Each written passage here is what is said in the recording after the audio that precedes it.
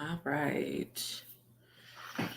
Now I want to test this out to make sure it's working.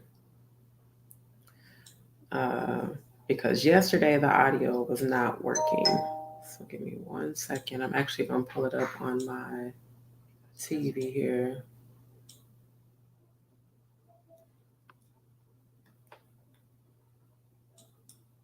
Okay, hold on. Because I thought I already had it on. If anybody has joined the chat and you can hear me, drop down in the comments to let me know because I had to delete last night's live because the streaming service I was using was having audio issues. So I realized afterwards that the audio was not where it needed to be. Okay, let me see.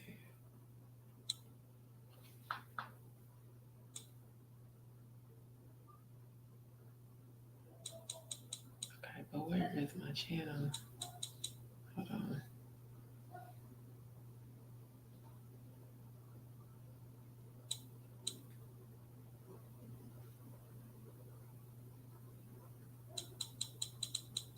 Okay, let me see what's going on. Y'all bear with me.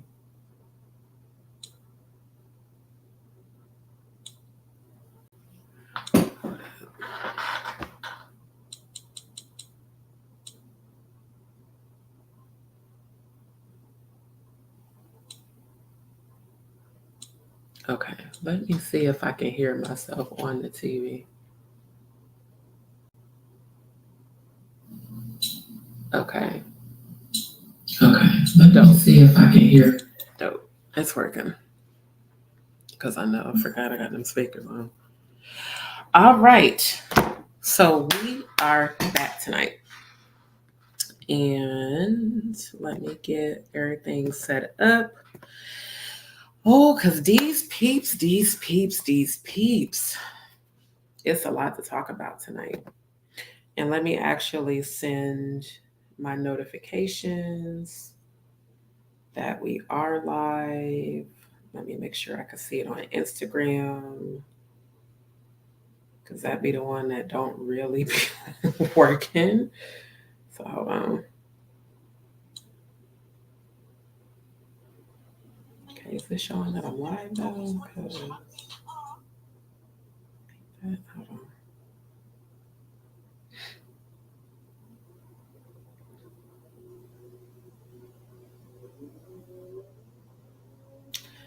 Okay, so I don't know if it's the app. Let me look on the browser. I don't know why it's always an issue with Instagram. Hold on, y'all. Okay, I guess it's working. I guess it just, I don't know why on my channel it doesn't pop up in the notifications like it's supposed to. I really feel like there is something wrong with this app. Y'all bear with me because I need to make a post since I can't actually see the live. I need to post to let people know I'm live. So give me 1 second. Oh, just posted phone. Don't you start. It could also be the Wi-Fi because, yeah, unfortunately, AT&T does not service this area, and Xfinity sucks so many types of eggplants. All right, hold on. Y'all bear with me if anybody has even joined yet. Because like I said, I just need to put out the notice that we are live at this moment. Did not ask for music, just the post. All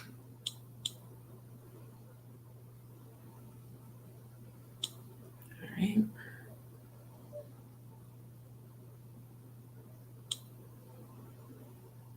Oh, that's so loud. Why are there no? I didn't turn notifications on for Instagram. Can y'all turn that off, please?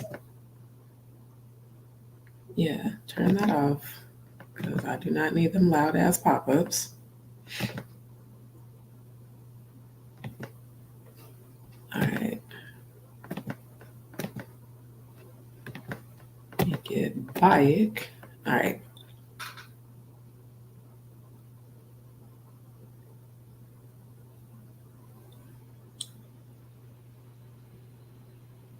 Cause yeah, I would have did this before, but I was trying to make sure I had all of my content pulled up. 1 second. Okay, let me see if it shows me if I'm live on here. So it's just showing the stories, but it ain't showing that I'm live. Something is up with IG. I don't know why it's doing that.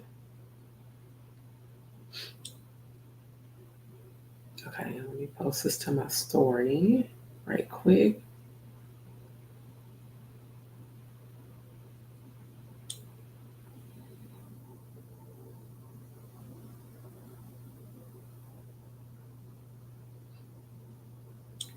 And then let me test Facebook to make sure I can hear on there since I am using a multi-stream platform. Hold on, y'all. Okay, I can hear it. So I can hear everything on Facebook. I can hear everything on YouTube, and I can hear everything on Instagram.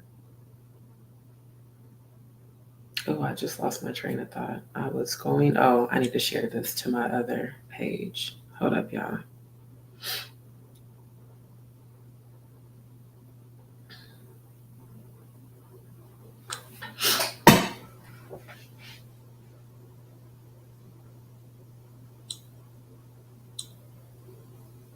Okay, at least I can see on Facebook on the app, it's showing that I'm live. So that's what's up.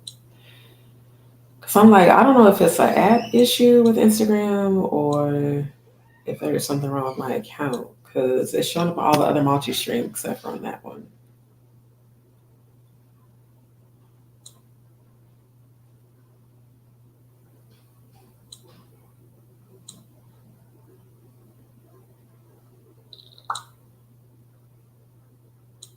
Okay, come on, phone. Because I need to get back to the other page so I can go on and get popping. Okay, that's what's up. So I see it there. Hold up. Come on, man. If I have to end up jumping off the Wi-Fi, that would be the only reason that the live would end. And if that happens, I'll come right back. Cause yeah, the Wi-Fi over here would be real unreliable. We just having random drops, which I feel like might be trying to happen right now because everything is moving so slow. You know what? I ain't gonna worry about it. As long as people can hear me, I'm good. All right. So what's up? What's up, DzPeepz? We are back tonight. Like I told y'all, last night's live, the audio was just, I don't know what happened. It was working and then it wasn't working and then it was working and then it wasn't working. So I was like, you know what? I'm going to just go on and delete this because I'm not the mood to try to keep trying to figure out what's going on. I am probably going to reach out to the multi-stream service for feedback like, hey, audio wasn't working, just kind of let them know. But anyway, so tonight we are going to be talking about quite a few things. And actually, I'm kind of glad now that the live from last night didn't go through because I actually got even more tea and more receipts and more information from watching a few other YouTubers post and going back to the one and comparing it to the information that I already had. So I have a little bit more tea that we could sip on tonight. But anyway, y'all grab y'all popcorn, get you some water, get you some soda, get you some tea, get you whatever you need so we can sit down and chop it up tonight. So of course, the first thing we're going to talk about is in fact TEA-G-I-MESSSSS because the show has gone to shit. And then we're also going to be talking about Wino T.K.O, aka Tasha K, and her comments about the LGBTQ community. I'm sorry, the LGBTQ plus community amongst the Black community. And then we're going to talk about Porsha and Lyman Nobadia, aka Simon Guabadia's divorce, because I definitely call that when that whole situation went down. And I'm not gonna lie, season 15 of Real Housewives of Atlanta was the last I could stomach for the show. Even that season struggled and was forced, but I did like the cast that they have for it. So let's get into it. Now, first thing I do want to talk about, of course, is TGIF. I mean, everybody who's been in these YouTube streets, y'all know what's been going on. Y'all know what's been going down. The fallout between Al Reynolds and Armand Wiggins and Claudia Jordan, the current or was the current cast of Fox Soul's TGIF. For those who don't know, Fox Soul is a Black owned or basically a station that caters to the Black community. And I found out about Fox Soul a few years ago when I was watching Jason Lee's Hollywood Unlocked on YouTube. And, like I had just kind of came across different content creators when I was looking up like missed parts of episodes of The Real Housewives, because at that time, my work schedule didn't allow me to actually watch the episodes, when they aired. So if I couldn't, catch a replay on Bravo, I could always catch up on some tea or some commentary about the episodes on YouTube. So that's really how I discovered Fox Soul as a network, as a brand, and that's how I discovered TGIF again, because Jason Lee at that time, his Hollywood Unlocked was on Fox Soul. So now the original castmates or the original cast members for TGIS Fox Soul are Claudia Jordan, Miss Funky Dineva, and the Al Reynolds. And Claudia Jordan has been in the entertainment and media industry for like years. And she also used to do pageants and modeling. I can remember seeing her as a teenage girl. I'm originally from Omaha, Nebraska. So I'm an 80s baby, grew up in the 90s. I remember seeing her doing her pageants and, like really looking up to her because she was a beautiful melanated woman who was amongst other races where she was the only one. And me coming from Nebraska, oftentimes I would be the only Black person like in corporate America in my company or in my department or whatever. So, I understand how it can be when you feel isolated in a certain community and limited to what you're allowed to do simply because of your race. So I really looked up to her, just like Kenya Moore. These are beautiful melanated women who, broke barriers during a time where racism was definitely still prevalent. Of course it is today, but it was more heavily prevalent back then, and went on to become these very successful, beautiful Black women. So, definitely shout out to Claudia Jordan. And shout out to Miss Funky Dineva. I've been following Miss Funky. I just call him Funky. I've been following Funky since Candy Burris' Candy Coated Nights. And she had her internet show on Ustream. And then when she married Todd, then they moved her set, and she even had it temporarily on Bravo. I will say I did like the original internet version of Candy Coated Nights because that was the raw, authentic, uncensored, behind the scenes look into the different reality stars, like real lives. And then, of course, she had, people from Love and Hip Hop because these are her actual people. These are her actual friends. So it wasn't just like, oh, I'm just having castmates from, my show or my job. Like these are people she's cool with. And the first time I seen Miss Funky Dineva was on Candy Coated Nights. And I'm a member of the LGBTQ community. And Ms. Funky Dineva, of course, is a longtime member of the LGBTQ community, as well as Al Reynolds. So I really loved, seeing a dynamic where it's a, all Black cast, and it's women led, but it's also empowering Black women. It's also empowering the members of the LGBTQ community by giving them a stage and a platform to, be able to just have their commentary, and TGIF was one of my favorite shows because of the original cast. They just worked well together. especially on camera. They had a flow, they had a rhythm, they had differences of opinions, but it always seemed to come back around and be cohesive. And even, even times where it might have got a little bit heated, everyone still kept things professional. They kept it cute.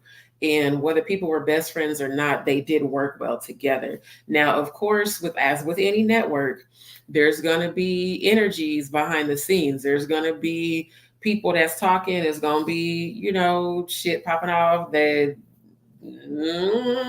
it's questionable. It's going to be shit going on. So, for me, having a background in media and having worked in corporations, large corporations in corporate America, having, been one of the founders of a TV network myself, as well as, being a production specialist and senior editor and multimedia producer. Like I understand how media as an industry can be. I understand how in the entertainment industry can be, so with that being said, I have nothing but respect for all of the original cast. Again, Claudia Jordan, Miss Funky Dineva, and Al Reynolds. And shout out to all three of you, and shout out to Al. The work you've done in the historical Black colleges and the work that you're doing in the media, celebrating Black excellence. That is what I love the most. So, for me, the show was an inspiration. I'm like, that's what's up, because how I grew up in Nebraska, oftentimes Black people, or I like to call us melanin, because melanin is what makes our skin brown, and melanin is a sign of royalty. But regardless, growing up where melanated people were held back simply because of the color of your skin, and like where I'm from, if you're Black, you're expected to work in either fast food, telemarketing, or like a very low paying, like minimum wage type job. You're not usually celebrated or empowered by the other races. And so you have to create your own opportunities. And where I am from, it's the home of Malcolm X. A lot of people, I even realized here in Houston, didn't even know that. A lot of people didn't know Malcolm X is from Omaha, Nebraska, but that is indeed his home. So where I grew up at on the north side of Omaha is the hood. And off 24th Street is where all of the, art, everything. There's the art museums, there's all kind of historical buildings over there. There's the graffiti. It's all attributed to Malcolm X. And so I just genuinely believe that our race needs to support one another in unity, empower one another, because we're already against so much from other races. And how I grew up was growing up in the 80s and 90s in Nebraska was a definitely different time than now. I definitely got called all types of racial slurs, everything from colored, gal, nigger, nigger bean, nigger beaner. Just stupid shit that ignorant people would say. And even by teachers, even by adults, you're used to just, like people are going to be racist because of the color of your skin. So as I, of course, grew up and became a young woman, most of the time, because I worked in corporate companies, doing customer service, working in insurance, and, I think I even did, tech support. Like I've worked in corporate America where in Nebraska, you may not see anybody of your same race in your department, or sometimes even at the whole company. You might be the only one. And coming from the hood and having to adapt to, being in professional environments was not anything that was difficult, but it was definitely something that always made me feel like, the people who are successful are white. There are no Black, truly successful people, because they put us in certain neighborhoods and they put us in certain economies where we're not allowed to be greater than them. And so that empowered me to become a civil rights activist. And I've been a freedom fighter since I was a kid. I'm the female version of Huey Freeman from the Boondocks. So, I don't tolerate racism. I don't tolerate discrimination. I don't tolerate stereotyping. I don't tolerate any sort of racial profiling. I will call people out on their shit and check you in a heartbeat if I feel like you are treating me like I'm less than you. And that's just what it is. So for me to see, melanated people not only empowered, but in positions of authority. And this is, a brand that we built to celebrate us. That was what I love the most about Fox Soul and TGIF. Now, with that being said, I got a opportunity to meet Claudia Jordan and Miss Funky Dineva and Al Reynolds in person last November when they came to Houston. And I still can't remember the name of the place that we all met up at. But I know it was over by Willow Brick Mall. And everybody was super down to earth. Al was very LA. I'll just leave it at that. But Claudia was like a super sweetheart and actually took time to really talk with me. Like she didn't act like, oh, I'm a celebrity and I'm better than you. Like she was super down to earth, super sweet. And Funky Dineva had me laughing the whole night, like the whole entire night, because I took them some, how do you say, enhanced desserts, because I'm a chef, and the desserts were very much enjoyed. So, we had a good time just chopping it up, and I got to tell them my story about how Fox Soul's TGIF got me through the pandemic. After getting furloughed from my job because of COVID, my uncle dying from COVID during the time that I was homeless after getting furloughed, and how literally like watching that show got me through that grieving process. And it did, like it really did. When I would be feeling sad and down, I knew if I put on TGIF, it was going to make me laugh. So like I really became a huge fan of the show during the pandemic. And I remember telling Claudia that, and I remember telling Funky and Dineva that, and I told Al that. And all three of them were like, that's what we love to hear, because a lot of people would be embarrassed to, tell that. One thing that y'all know about me, I'm a Scorpio. I'm very authentic. I'm very open, honest. I'm very transparent. So I have no issue telling people my journey, what I've been through and how I overcame it, and hoping that it will inspire them. And I just really wanted to thank them in person for the show, and it was like a bonding moment. And Claudia invited me to the studio, to the actual Fox Soul studio, to be a part of their live audience, because at that time they were trying to get the show syndicated, and the cast was actually going to be moving here to Houston. So I was super excited, because I'm like, oh my God, this is literally my favorite show on YouTube, and I'm finally getting to meet these people that I've been watching for like the last few years. And they're all pretty cool people, and they might be coming to Houston. Oh, hell yes, I was excited. So I loved being a part of, the live audience and being on set, because again, I've done this for years. I come from a church back home where we actually started our own TV network. So, I've been professionally trained to be a videographer for a television broadcast. I am a multimedia producer. I'm a senior editor. I've been editing for over 20 years. So, and I've been producing for over 20 years in terms of my own content and my own work. I'm also a musician and artist. I just wrote 6 songs in the last 2 weeks. And I'm also a chef, an executive chef and pastry chef. That's how I got to Houston. I've always worked multiple jobs. So, up until my health kind of forced me to take a break. But regardless, like me coming to Houston initially back in 2012 was to help do new restaurant openings. I worked for Darden Restaurants at Longhorn Steakhouse, and I became a certified culinary trainer. And I moved out here to help them train staff and open new restaurants. So that's how I got to Houston. And then I left in 2014, when my sissy Lissa died. I went back home and stayed home for a few years. And then my father died in April 11th of 2017. So that brought me back to Houston, because I wanted to be away from home and around, my friends and that are like family out here. So, it's been a journey, but I'm so glad that it led me back here recently when I moved back in 2022. And getting to meet them and really spend time with them and just chop it up, and everybody's drinking, and were just vibing. It was just a vibe. It was such positive energy.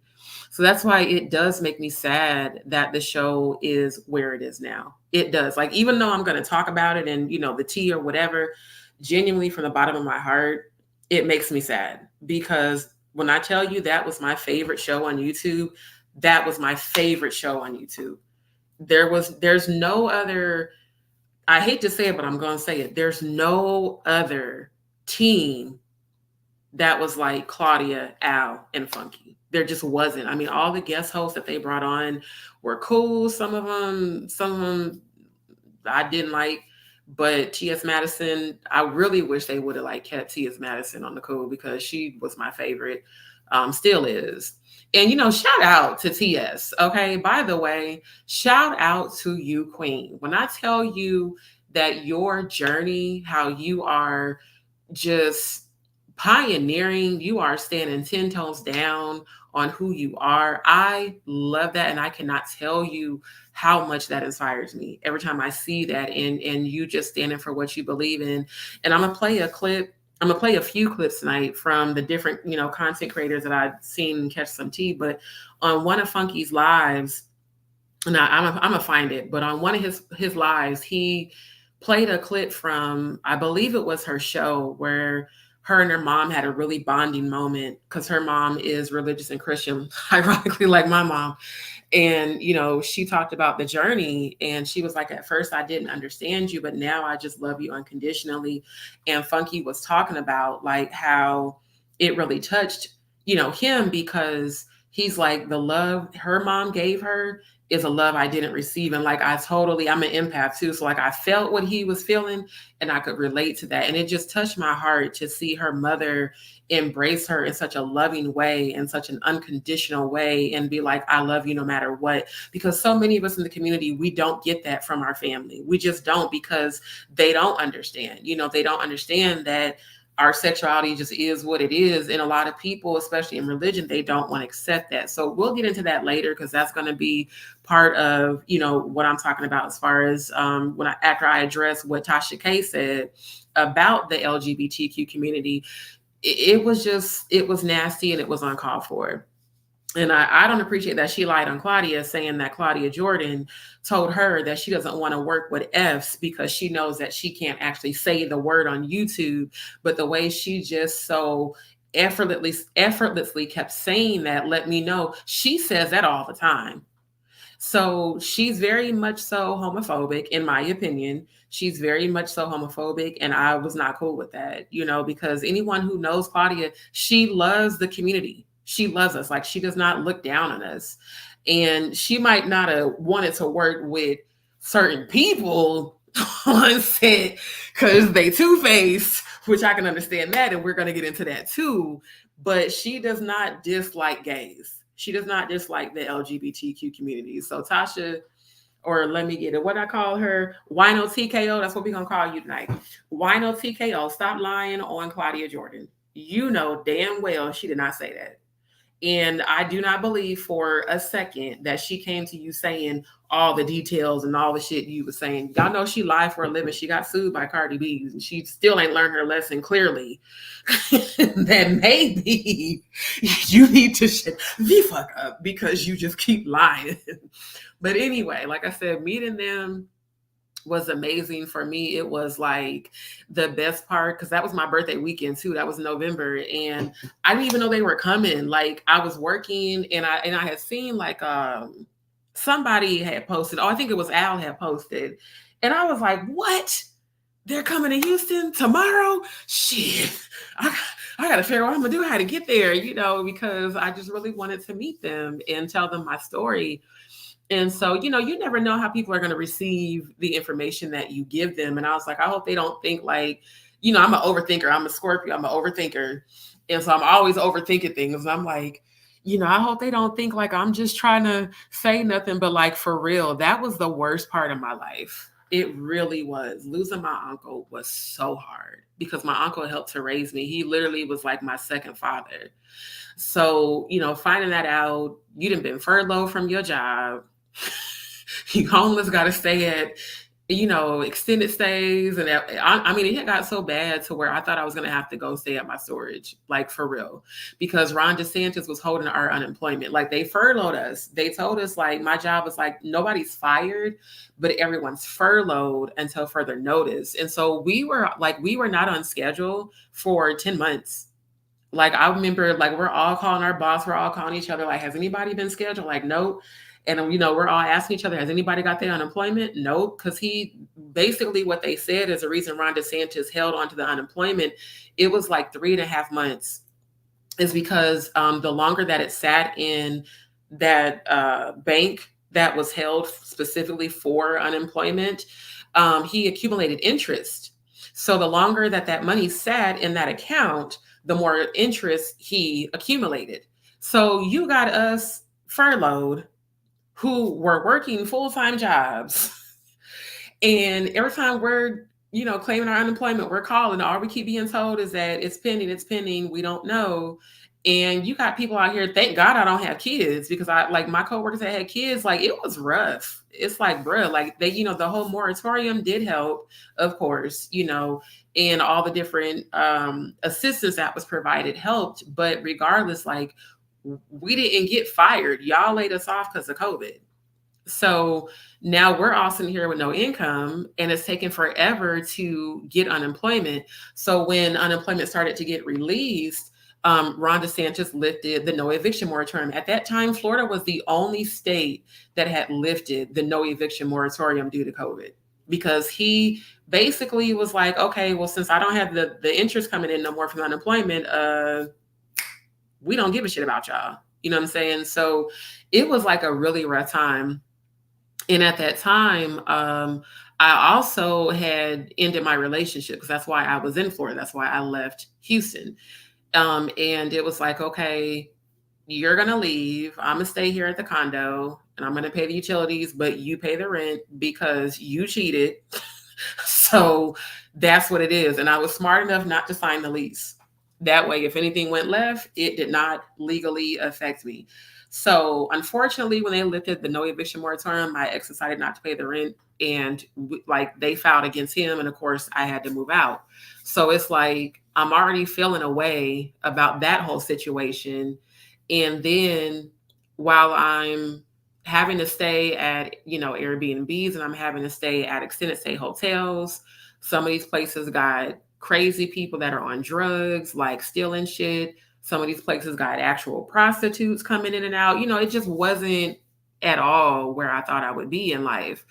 And then by the time they released our unemployment, it's like, all right, cool. Now I'm good to go, but I still have to secure new income so that I can get my own place. Because I've always taken care of myself since I left home at 18 years old, had my first apartment at 19 by myself. I am not the type of female that's going to rely on a man, but because I had lost our baby and I was going through a lot medically, my ex was helping me.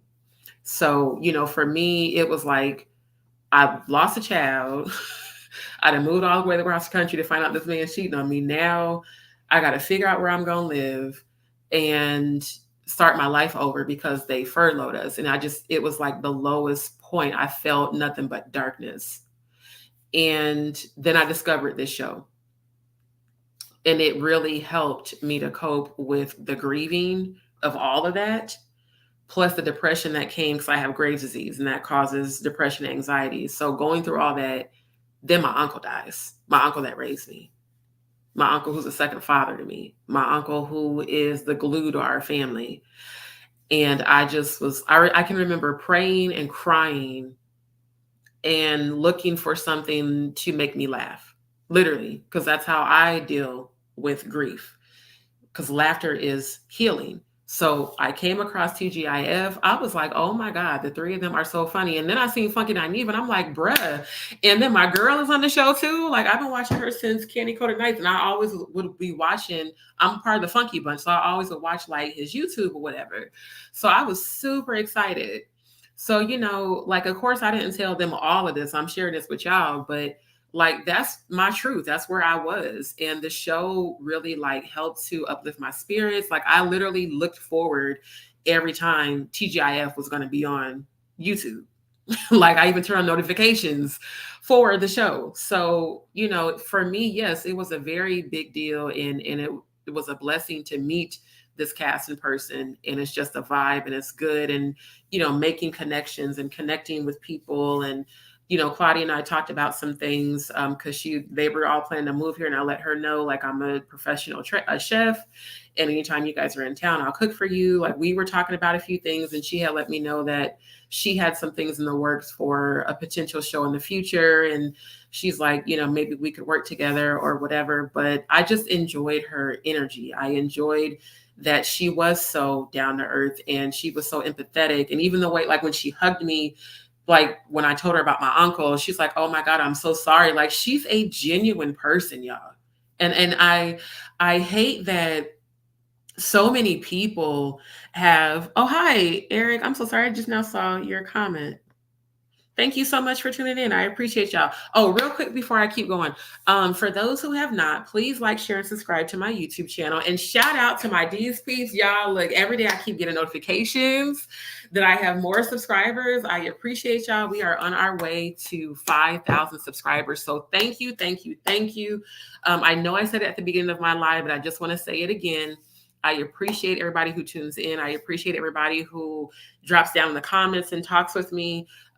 Thank you to all you guys. Like, I really appreciate y'all, because without y'all, I would not have an audience and a channel. So thank you so much. So anyways, back to Claudia. Like I said, she is a sweetheart. So me seeing so many people come for her, in comments on so many different YouTube videos or so many social media posts. And it's like, these are perfect strangers that have never met this woman in person. Like, I can't say, oh, I know her like that, because I don't know her like that. But just based off of when I met her, and again, I'm an empath, clairvoyant, psychic.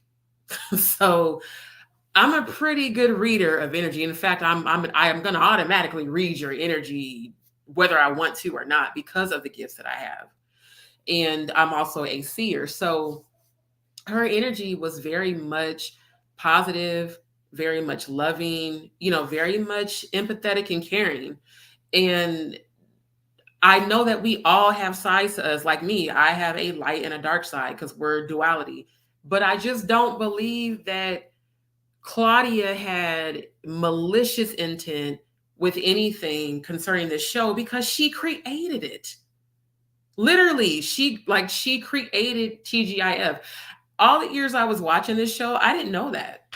Like, when I met her and we chopped it up in person and we talked and all that, she was like, this is my baby. She's like, I made the show. She's like, I selected Al and Funky. Because I asked her, I was like, how did you guys even get together? Like, when we was just chopping it up. And she's like, I just like their energy. She's like, Funky Dineva, is fearless and represents the LGBTQ community. And she was telling me about Al Reynolds. I don't know why I said Ralph, because I'm talking too fast. Al Reynolds. Speaking of, let me slow down. When I get excited, I do be talking real fast. But Al Reynolds, contribution in the community. And I was like, oh, okay. And, because I follow all three of them on Instagram too. So I always see the things that they're doing and their posts and things like that. And I make sure to comment and, give them like encouraging words. But it really overall just broke my heart that the show is gone. And I understand all three perspectives. That's what I was saying last night. I understand Claudia's perspective, I understand Funky's perspective, and I understand Al's perspective, because Funky already had a poppin' YouTube show. Like, not gonna lie, before I knew what TGIF was, when Funky's shows would like slow up, I would be like so disappointed because I love his shows. And then when I seen, oh, okay, that's what he's doing, because, now TGIF is going 5 nights a week. So that's why he's not on, it's like, oh, okay, well, let me go over here and support him over there. You know what I mean? And so I started watching the show even more once I kind of saw that his episodes were slowing up on his YouTube channel. Because again, I've been watching him since Candy Coated Nights. Candy Coated Nights started in 2009, and Candy was on Ustream and then switched streaming platforms. So like, I've been watching him a long time. And Al Reynolds, honestly, I didn't know about until TGIF. So I don't know a lot about Al, but like I said, the energy when we all was kicking it was cool. You know, everybody was dancing, everybody's drinking, chopping it up. You know, it was just a vibe. So I was so looking forward to more of that energy with them, you know, more of them coming to Houston and us being able to just be on set and hang out and, you know, be a part of the show and be a part of that positive energy, because that's what I like in our community is when we are coming together at events and it's a vibe, it's a good time, and it's, you know, high vibrational energy. There's no drama, there's no fighting, there's no violence. It's just a good time. I love to be around that energy. So yes, it did break my heart when Funky left the show. I have to be very honest about that, because there is just no other energy like his with them two. I mean, they tried, they did. Like Claudia said, she tried to salvage the show because it's her baby, but it just wasn't the same without him. And I still supported the show after he left, but some of the guest hosts I couldn't watch. Some of them, to me, I'm gonna be real, some of them were boring. Dr. Heavenly was abrasive, and yeah, I was like, I can't. I couldn't even make it through a full episode, to be honest with her. But TS to me just has that energy of confidence, comedic input, emotional intelligence, and integrity. And those episodes, I felt her energy was the closest to Funky's. And her and Funky are, you know, good people. I believe they're even like family. So I was hoping that they were going to give it to TS, because if they would have gave it to TS, I would have definitely kept watching the show. Once I saw that they gave it to Armand, I'm gonna be honest, my initial reaction was disappointment, because I personally don't enjoy his energy. I don't. Like I've heard of him, so I've tried to like watch his shows. I don't know if it's because I'm older. He just I don't be feeling him. So out the gate, I was like, I don't see this working. Like, and I'm a high vibrational person, but I'm also a Scorpio who keeps it real. In my heart of hearts, I knew that wasn't gonna work, because Funky's level of him being eccentric also comes with a high level of emotional intelligence, educational background. Funky, Al, and Claudia know how to be professional when they need to be professional, and they know how to separate emotion from work. You know what I mean? Like, they've had disagreements, but they have still been able to come back. I mean, even on some episodes where things got heated and they went, you know, took a break, but then when they came back, they were still a team. I didn't feel team energy with Armand. I felt, we gonna see how you do. And his, what's the word? His audience is not the same audience of Fox Soul and TGIF. His audience is different. And he's a lot less mature. Let's just say that. He's a lot less mature than Claudia, Al, and Funky. Now, I was glad to see that Funky did support Armand being on the show. You know, it's not like he hated on him or anything. And I tried. I gave it a try. You know, I watched the first few episodes, but the episode where he laughed at Claudia talking about her experience surviving sexual abuse was so disgusting and despicable that it angered me, it enraged me, because I'm also a survivor myself. And because I've talked with Claudia about what happened to her. So yeah. That made me feel a way, not just about him, but about the network. Because why did y'all let that air? Again, I'm an editor and I've worked in TV production. The church I was at years ago, where I was trained professionally, the pastor would have to review the footage because I was the senior editor. So from conception to post-production, I worked. And before, you know, I gave the footage that I had completed editing for it to be rendered, to actually be published, the pastor had to watch the footage. And he would tell us, if this is something that might offend people or that we would consider quote unquote in-house, cut that out. We don't want that on the air.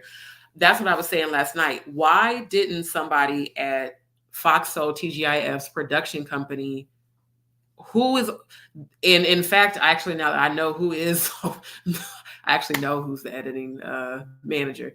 Why didn't someone proof watch the footage and say, hey, we should probably cut this out? Instead, you allowed the entire episode to play out. And then Armand had to come back and apologize because of all the backlash, because a lot of women felt the way I felt. A lot of women felt the way Claudia felt. And Claudia had to still sit there and keep it cute, even though her heart was breaking. Because again, I'm an empath. I can feel your energy from hundreds of miles away. I saw it on her face and I felt it. She was livid inside, but she kept it cute and she kept it professional. She didn't express how angry she was at Armand on air like Armand did to Al during the roast. That's what I mean. Like his level of maturity, like on his channel where he goes off on these rants and tangents, that's cool for your audience, for the young, dumbass, ratchet people. You know, they love that shit. Y'all generation, Lord help them. Because y'all generation is just on a different level of ratchetness than ours. So, you know, if that's what works for you, boo, then do you. But that energy doesn't work for Foxhole because, as y'all saw, it destroyed the show. So, hold on. Oh, did something just bite me? Houston and these bugs, bro. Is that a spider that bit me? Either a spider or an ant just crawled on the back of my chair and bit me. What in the entire hell? I don't appreciate it. Because I'm like, I leaned back to sit back, and all of a sudden I felt a pinch. Like, what bit me? I didn't clean this room at least 3 times, but you know, houses be having bugs. Anyway, I'm getting off subject. Neither here nor there. At the end of the day, when it comes to a network and you have a show where there are multiple people that make up the show, and a lot of people were in the comments when Funky left, well, you know, shows change people all the time, but if the energy is not the same, it's very rare that the show will last.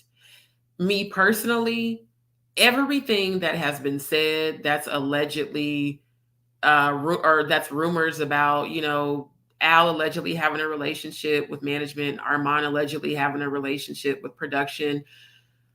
I don't know if it's true, but what I will say, I feel like something had to be going on between Armand and someone in production for him to even get hired.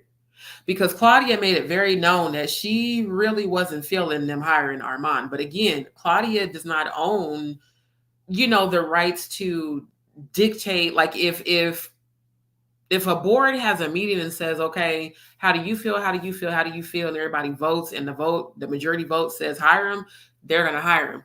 But I don't, and outside of that, if a person is sleeping with someone who's high up at that network, and that person that they sleeping with promises them they're going to put them on, it doesn't matter what everybody else thinks. Clearly, because Claudia really, she said she really, you know, wasn't really feeling him being hired, but she was willing to give it a chance, you know, because again, she's a fair person. So I feel like, Mr. Wiggins, if you was already kind of on eggshells coming in, you probably should have not had such a big ego because of whoever you pillow talking with, allegedly. And see, that's when things get messy. If a person is having an intimate relationship with someone who runs the company or has the authority, you know, to give their say on who gets hired and fired, it's not fair to everybody else. because you're only getting that opportunity because of your personal relationship with that person. That's why most companies have a no fraternization policy because of situations like this, allegedly.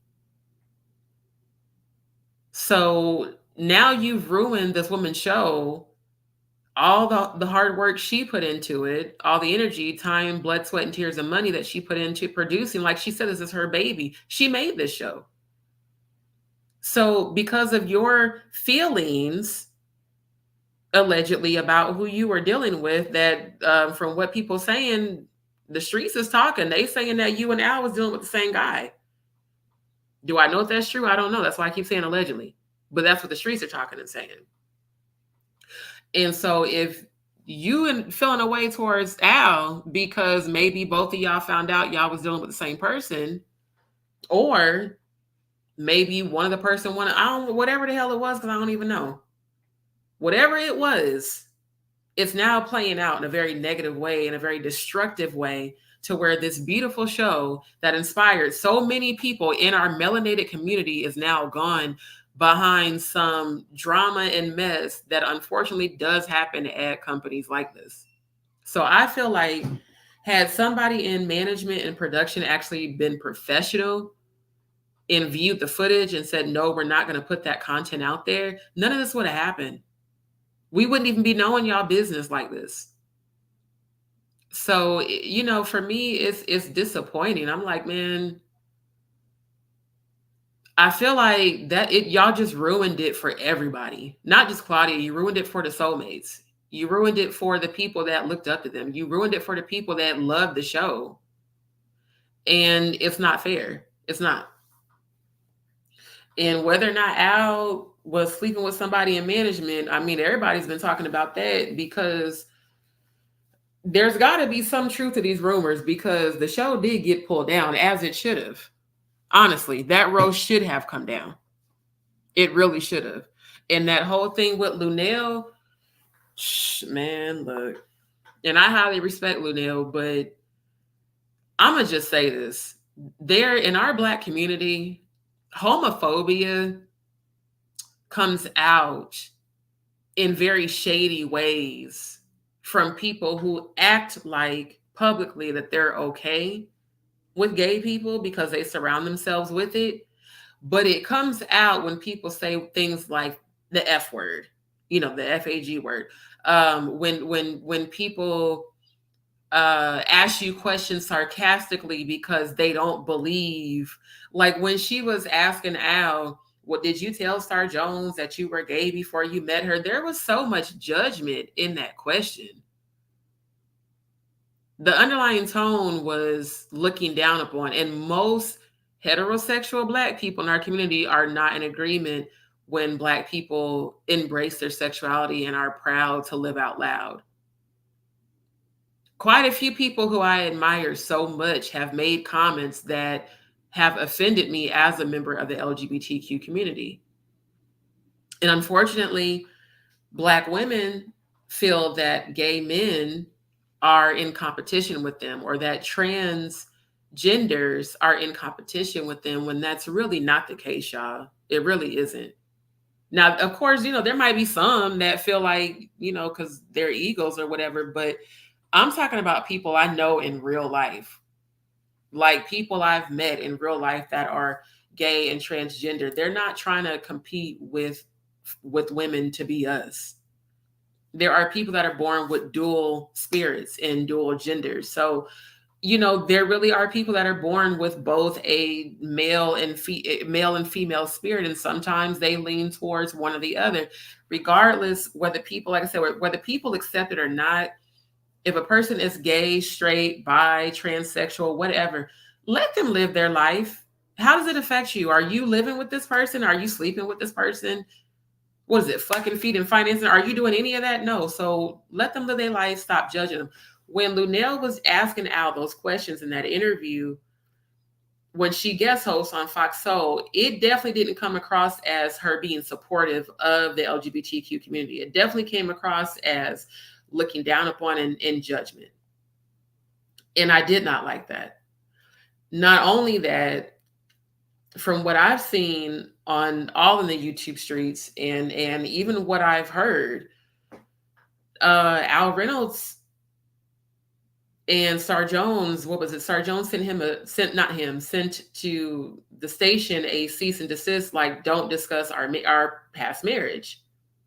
So if everyone at TGIF knew that, why didn't someone tell Lunel that? Because now that's also allegedly going to be a part of this investigation.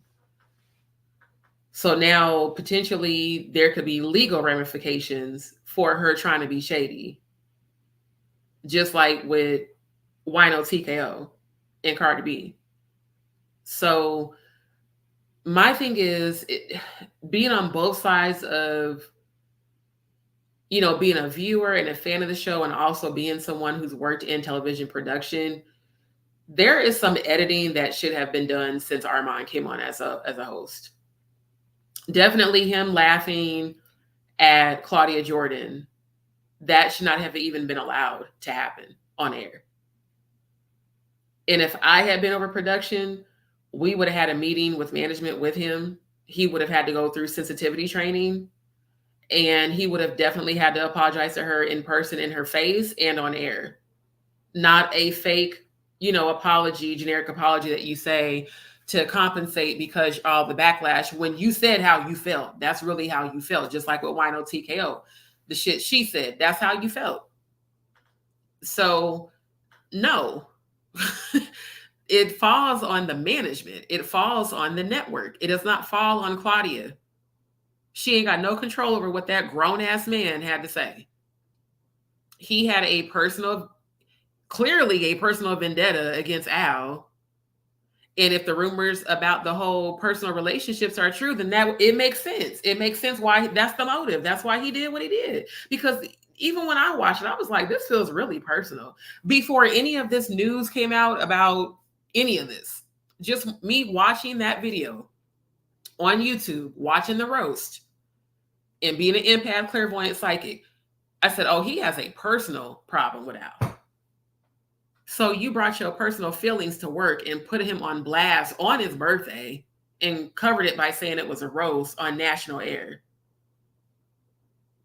Like, it's giving, y'all are ghetto as hell in management. I mean, let me be real. There's no level of professionalism that it did not put Fox Soul in a professional light to allow Armand to do this, because he might have felt a way about the way people like, well, Al been calling him, boy, thick skin, baby, thick skin. Thick skin. I've been called worse in professional environments, okay? In front of people. You have to have a very thick skin to work in this industry. And you have to be mindful that when you are in front of that camera, you are in front of possibly millions of people, because just because they have over 400K subscribers, there's probably millions of people that have tuned in to this show, whether all at once or over the years. So everything you say and do is going to be viewed, scrutinized, and analyzed and talked about. That's the whole point for the internet and social media and YouTube. It's to watch things and to, gain something from it, or watch things and discuss it. So why would y'all allow a man to come on this show that the woman who created the show already kind of wasn't really feeling, and let him disrespect her by laughing as she's sharing her opinions about her experiences surviving sexual abuse? As a woman who's gone through that, yes, it's so inappropriate. And it takes you to a place of anger. Like, I wonder if you would laugh if it had happened to you. I wonder if you would laugh if you knew what it felt like to go through that experience, how painful and how it destroys your mind, body, and spirit. And I felt like, as a viewer and someone who loves this show, he should have got axed after that episode. There shouldn't have been no next episode, because he said that during the trial period, like he wasn't even a permanent guest host at that point. They were still trying him out. There were still other guest hosts that were being brought, onto the show. So That's why I was so shocked when he was the one selected. I'm like, him? The one that embarrassed and humiliated Claudia on national TV, they selected him? Because again, I don't know you. I don't know you to have a problem with you. I have a problem with what you said. I don't even know you. So it's not like, oh, I don't know him to hate him. It's what you said. What you said was disgusting. What you did was it was not right. And it honestly made me look at Fox Soul away, like, and they're gonna bring him on. What's wrong with y'all? Because so many people was in the comments like, please don't bring him back. So after that episode, and I saw that he got put on full time, yeah, I didn't watch no more. I was like, no, I'm good, man. This show ain't even funny no more. It's just catty ass energy, and it's men being catty. It's men with egos being catty and gossiping and acting like bitches. Like, don't nobody want to see that shit? So unfortunately, the show tanked. The show tanked after that. And it's gone downhill ever since. So for me, I understand why Funky left. I mean, if that's all we know right now, there was definitely way more going on than that. And I remember when I was on set with them, because again, I'm an empath. I feel the feelings of everybody around me. I felt that people were hiding tension. Because when a team is cohesive, that team doesn't try to avoid each other during the breaks. And I was peeping that. And, Funky, he actually spent the most time with those of us that were on set, when they would do their breaks in between filming. And I can remember, like, we would be taking pictures with him and chopping up with him and asking him questions. And he kept saying, I don't know. I just work here. And I was like, okay, I hear what you're saying without saying it. And I kind of felt like there might be an exit soon. Because, again, empaths feel feelings. I felt a level of, I'm not sure.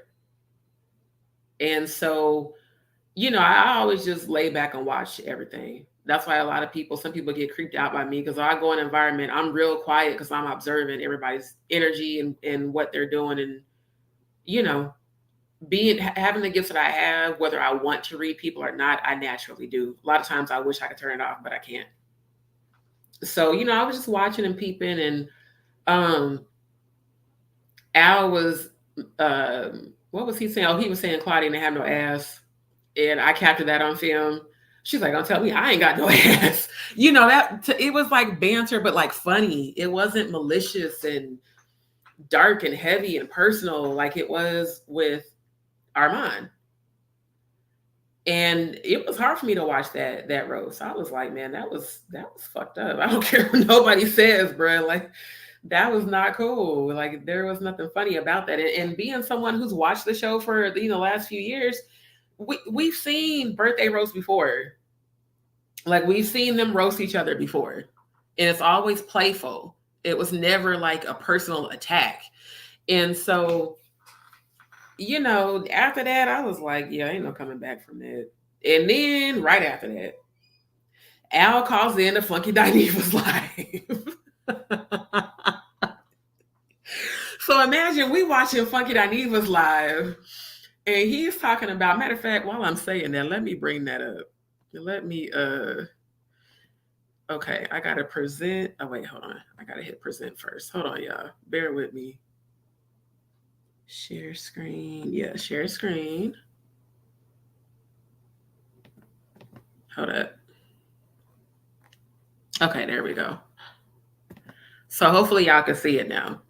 So I'm going to play this clip real quick. So this happened right after the roast, like literally right after Armand completed his roast against Al, and Al was all like, and that was so beautifully ratchet, and I enjoyed every minute of it. Again, he kept it professional. People was like, well, if he had a problem with it, why did he say nothing? Can you be on your job in corporate America and be going the hell off on people? No, you cannot. You have to be professional. You know how many times I've been called, I've been called a nigger by a boss before. Do you know how much that enraged me to be called that?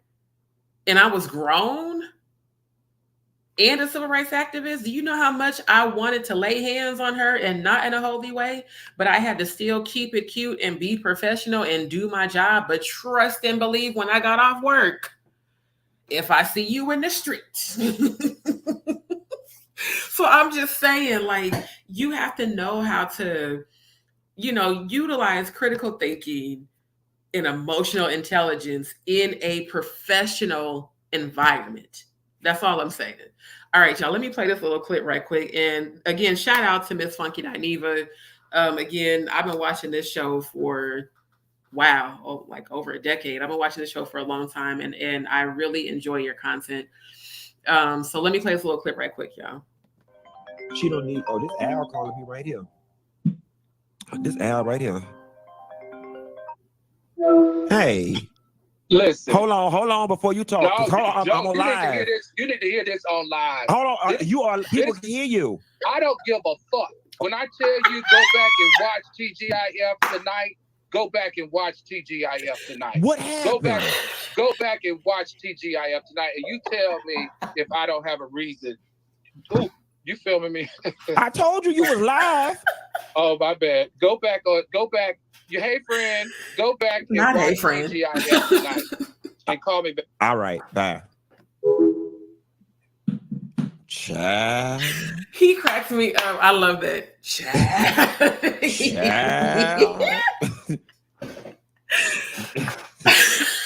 Child.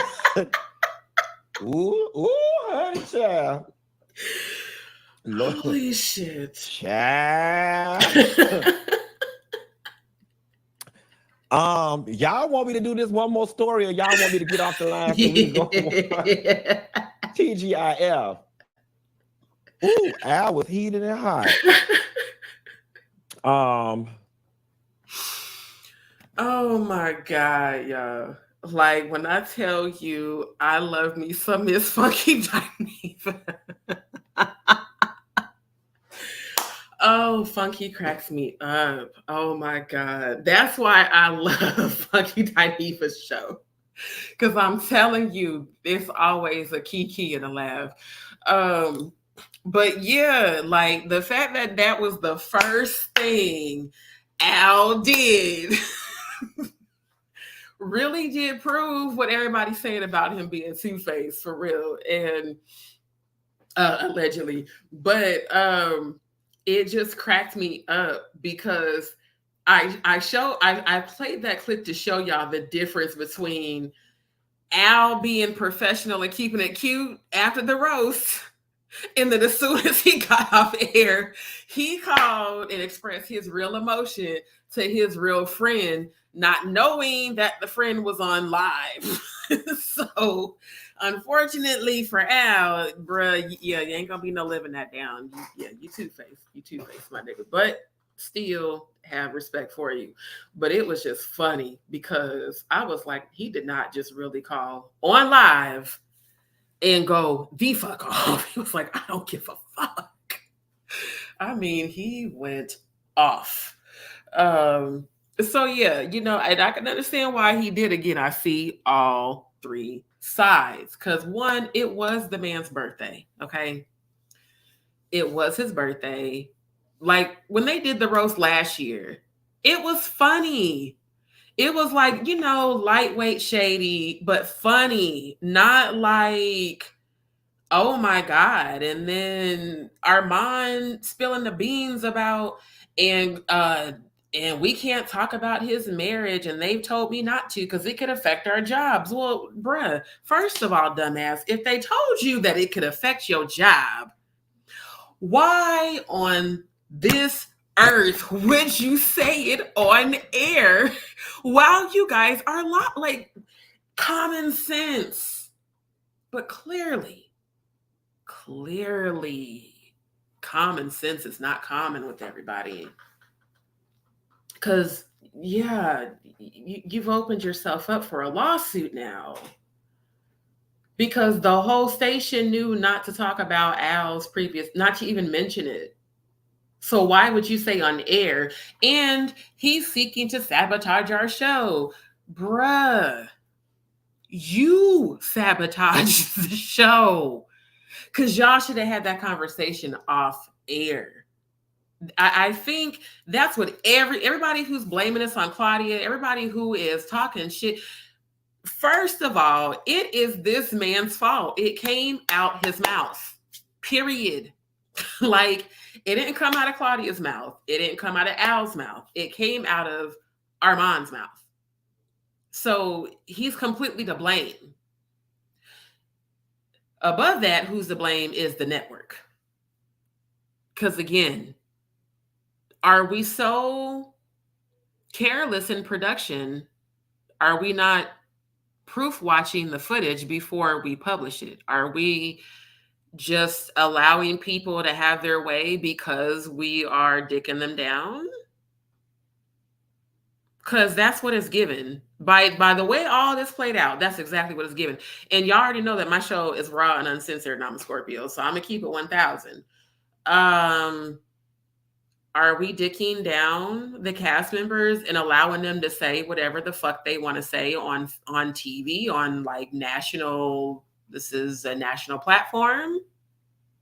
Have we lost all professionalism to, maybe want to show the network in a good light? Do we just not care about the network anymore? Do we just not care about the show? Because I honestly feel like somebody higher up just wanted the show to be off. I mean, for real, if you are a manager for this network, you're going to protect the network. Just like with the network we started. And that'll be a separate live because I don't fuck with that church or them people no more. But regardless, I am speaking on my professional experience being trained in actually helping to create a nationally broadcast TV network. That's why the pastor himself, as busy as he was, would come to the production studio and sit down and watch the footage before we launched it. And when I tell you, I could have spent, there were times I would be up at that studio overnight. That's why, like, I work how I work now. I'll be up till 2, 3, 4 o'clock in the morning editing because I'm just used to doing that. You know how many times I would have to re-edit footage? And we went live on our network. So the shows that we filmed live, like, we would still have to take it down and edit it and then re-upload it. Like, regardless, someone should have protected the network, protected Claudia, and protected the show.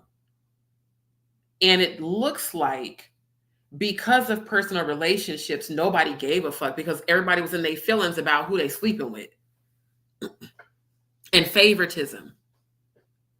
Armand was not qualified to be on that show yet. I really, that's my opinion. That's how I feel. He was not qualified to be on that show. He needs more growing up. Number one, he needs a lot of healing, clearly. And he should stay in his lane on his own channel. Because how do you bring a guest host on? He hasn't even been there a year. I don't even think he's been there, I don't even think it's been 6 months. How did you have all this knowledge, Mr. Wiggins, about all the behind the scenes goings on when you had just got to the show? The things he was talking about during the roast, the reason people blame Claudia is because they were like, how could he have known that unless she told him? Did y'all not listen to her talk about on social media how she really wasn't feeling, bruh? She's an Aries, okay? One thing I know about Aries, they're like us. They're like Scorpios. If we don't like you, we're not going to fuck with you. We'll be cordial. We'll be nice. We're not going to fuck with you. We're not going to embrace you and be close friends with you and talk to you on the phone and have, like, we're just not going to do it. So I highly doubt that Claudia told Armand to say the things that he said to Al. What my opinion is, how it looks to me, Al and Armand either had a past together, or Al and Armand were dealing with the same man and didn't know it and found out. Somebody found out there was a third party situation going on. And this is my opinion. That's how it looks. And now y'all's drama has played out on air and completely destroyed the show, because there was a lot of tension between Al and Armand from the moment Armand was on the show. I felt it watching it. That's the other reason why I couldn't watch it, because I'm like, at least with Funky, like Al and Funky, even if they had a disagreement, like they would come back and laugh. Even if, and Al, you do be cutting Claudia off. Like that should even be irritating me. So I don't know how the hell she put up with it as long as she did. But I'm just saying, like, even when that would happen, y'all would still come back and laugh and like be professional, and the show like went on. All that negative, low vibrational energy is why the show is where it is now. And I hate to say it, but I'm going to say it. The people in management should be held responsible. If there really are investigations going on, investigate the management, because they're the ones that allowed it, period. You can't blame Claudia. You can't blame Funk. You can't really blame nobody but the managers. Because had management not allowed it, it wouldn't happen. It would have never aired. See, I had talked about, let me try to find that video clip too. Because I had talked about this last night.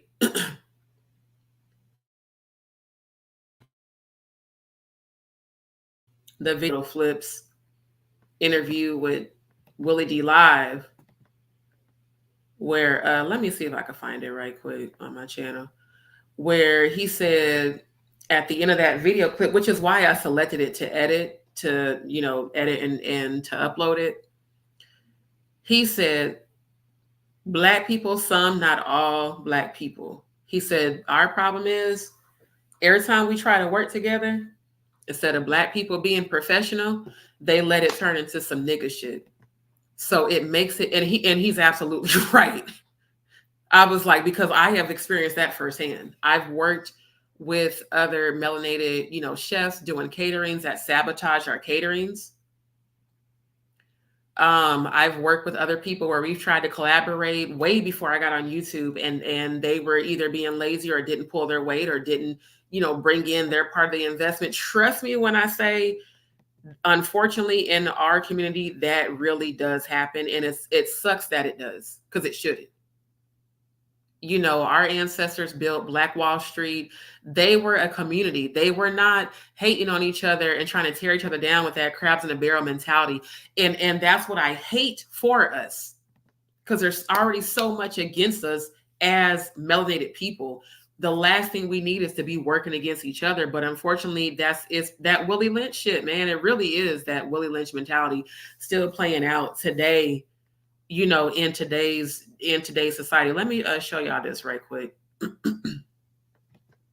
Okay, let me present, share screen.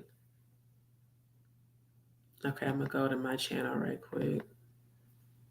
Okay, so I had seen part of the Willie D Live video with Flip, because Flip is managed by Official Loud Music. And, I had the opportunity to meet him in person. And, matter of fact, shout out to Loud Music, shout out to the Freestyle King, Little Flip.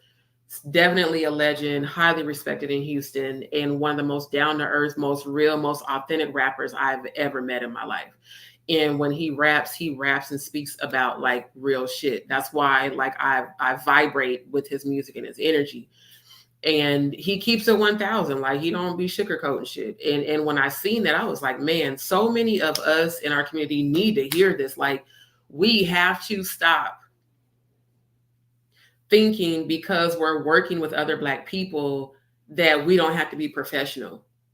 That, oh, well, I'm gonna just handle you like, any type of way. Like, no, our community, our ancestors built such a community on Black Wall Street and came together and did so many wonderful things. And that's what we're supposed to do. Our ancestors didn't go through all they went through. Like I think about my grandma that picked cotton for a living with my uncle that died from COVID. I think about every slave that was beaten and hung, and because again, I'm from Nebraska, they used to lynch slaves and then light their carcasses on fire and drag the dead, burnt carcasses up and down downtown Omaha, Nebraska. So when I tell you where I come from, they're real racists, like they are for real racists. That's why I have zero tolerance for that shit, because I know what my ancestors went through in my own hometown. And I don't like when it's us in our community not coming together. That's why y'all, if y'all follow me on Instagram, every time I comment anything, what do I always hashtag? Oh, I didn't drop my remote. I always hashtag melanin excellence, because we come from excellence. And not all of our ancestors were slaves. A lot of our ancestors were wealthy. They were kings and queens, you know, so we have to get to a place where we come back in unity, y'all. Like, we have to come back and start really supporting one another. If, like with loud music, I was introduced to loud music to one of my homeboys here in Houston, and he was like, hey, you know, there's this brand that's looking for editors, you know, that's looking for media people. So I was like, okay, that's what's up. You know, I support us. That's what I do. And I connected with the CEO on Facebook, because my homeboy told me, he was like, add him on Facebook and tell him that I sent you. So I was like, all right, cool. And, you know, I added him, and he started inviting me to their concerts. And the first event where I had met Flip was the Cody Blake show back September. And the one thing that caught my eye, he said, I've never sold my soul. And he talked about God. And most rappers don't do that. They don't, because they know if they talk about God, like, it could get people to not want to listen to their music or whatever. And I'm like, so this man's not afraid to talk about God, and he didn't sell his soul. He has to have some real authentic energy about him. And so, you know, getting a chance to have conversations and understand where these people come from, their families, you know, the things that these people have built, the legacies that have followed them. It's like, that is what our community really needs, is people who encourage and uplift. And like with TGIF, that's how I felt, man. When I tell y'all, when I met them, I felt that same like uplifting energy. But let me play this little clip right quick, because I want y'all to hear this to understand, like, we have to stop this. I'm gonna go to all the way up here, because I don't want to play the whole video. Because this is right at the end where he said that. He was like, there we go. Because he said, this is the reason why there's not more Black billionaires. Hold on. So it's kind of like, that's the environment I want to be around, man. People who think outside of their hood, outside of, you know, their circumference. Like, why isn't it more Black billionaires? You know why? Because when Black people, not all Black people, when most Black people go into business together, instead of doing business, it turned into some nigga shit.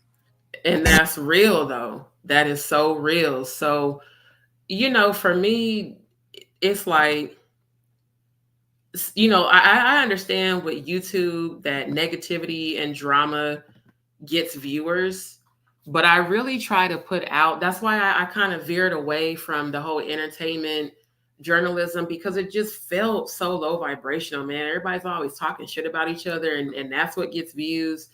And it's like, me, I'm giving this live based on my perspective, actually meeting these people in real life, you know, being someone who followed the show, supported the show, you know, was looking forward to it. And then now to see it go exactly the stereotypical way that, you know, people say, like, I ain't gonna lie, like, I've met people here in Houston of other races that be saying, yeah, Black people here don't stick together. I was like, dang, for real? It's like, yeah, they said, y'all are y'all own worst enemy because y'all do not stick together. And so me being around loud music and that brand where they're a family showed me, okay, there are people out here that support one another and are actually out here making positive impact in the community. Like Flip and his team, they had just did that anti-bullying event, and loud music, Skyra Bliss, shout out to you, Queen, Skyra Bliss, the Purple Queen. She did an event, and I've seen all these young Black women just looking up to her in the audience, and the smiles on their faces, and it just made my heart feel like, oh my God, I love that. Because as a young girl, I longed for that. Because again, I grew up in Nebraska. So I never even had a Black teacher growing up. You didn't see Black faces in positions of authority. You just didn't. And so when I see these powerful melanated kings and queens out here making an impact, and you see the response, and you see how, you know, these people are just looking up to them, and they're getting encouraged, like, it makes my heart feel good. So I hate when I see us in a place where we got to tear each other down to make it. Like, nah, that's literally Willie Lynch. That's what they taught the slaves. Like, we got to stop doing that. So it's like, yeah, it was funny or whatever, you know, the whole Al calling in and his reaction. It made us laugh initially because of his, you know, I don't give a fuck reaction that none of us was expecting. But again, you don't know these people for real in real life. And Al is a Gemini. And one thing about Gemini's got them dual personalities, okay? That's why even their sign, it has a white face and a black face. Geminis are by nature two-faced. So I mean, it is what it is. They kind of can't help it until they decide to heal, you know. But, and I'm not making light of how Claudia feels, trust me, but I'm being real, you know. Trust me, one of my exes is a Gemini, so I get it. But I'm just saying, like, yeah, the comedic factor, it was funny, you know, and funky with the child, but then it really wasn't, because it went right back to, here we are pulling each other down. We're no longer lifting each other up. We're no longer unified. We're no longer cohesive. Now it's drama, and it's getting views, and it's getting talked about, but the show is now destroyed. So Claudia gave, let me share this one too. Hold on. Let me bring this one on. Present. Because Claudia gave her perspective on the situation as well. And then shout out to the Messy Sweet Spot. Let me make this bigger. You know, it's crazy how YouTube monitors what you see on social media, because I happened to wake up. What was this? This happened about 8 days ago? So this is about a week and a half ago. I remember waking up and seeing all these posts on the Neighborhood Talk on Instagram. And I was like, how did I miss all of this? And so then I remembered, like, that live of Funky's where Al called in. That's what it was. I did start watching that episode. I had started watching that episode where he was live, where he was talking about Tiana Taylor and her husband's divorce and all of that. And then I think I got a phone call or something like that. Basically, something took me away from the show. So by the time I came back, all I was seeing was Al going off. And I was like, oh, what the hell happened? So I had went to Instagram and seen all the posts. And I was like, oh, wow. Okay, a lot happened that I was just shocked at. So then I guess because I had watched that, then this popped up in my feed, the Messy Sweet Spot. And I started recently watching some of her videos because she, you know, they basically, Fox Soul had took down that episode of, let me drink some water right quick, y'all. Hold on. They had took down the episode because of, you know, Lunel's interview questions asking Al about his marriage and all of that, and they had took down the roast. So of course I went to Fox Soul's channel, and when I didn't see it, I was like, man, they took it down. But then I seen it on this lady's page, and I was like, oh my God, you know, because on the Neighborhood Talk, they kind of had clips, but they didn't have like the whole entire thing. So then this popped up in my feed, I think like either today or yesterday. Now this is Claudia giving her perspective after the roast had happened. Also keeping in mind, Wino T.K.O decided to, you know, take this as an opportunity to get views and to talk about the show, because even on her own show, she was like, they've never made the show. Now, I'm gonna be honest, I don't watch her channel anymore. I used to watch TK a few years back, but when her channel started just getting too low vibrational, and it just got to the point where When stuff gets too negative, as an empath, I don't want to feel it. Because I can feel everything you feel. I don't want to feel all of that. That low vibrational, that heavy low vibrational. Because not that it has power over me, but it's uncomfortable. So it got to the point where I was like, I don't think I want to watch her show no more. And I just kind of stopped watching it. Plus she would be getting super drunk on air. Like, I get that it's called, unwind, but there should be a limit. And speaking as someone who is a former alcoholic, there should be a limit. You should not be drunk to certain extents on air. It's not a good look. That's just my opinion. And I really feel like that also plays into a lot of her commentary that has been proven to be lies. So neither here nor there. We'll talk a little bit more about Tasha K, or wait, what am I calling her? Wino T.K.O. We'll talk more about Wino T.K.O. after this. Let me let y'all listen to this clip.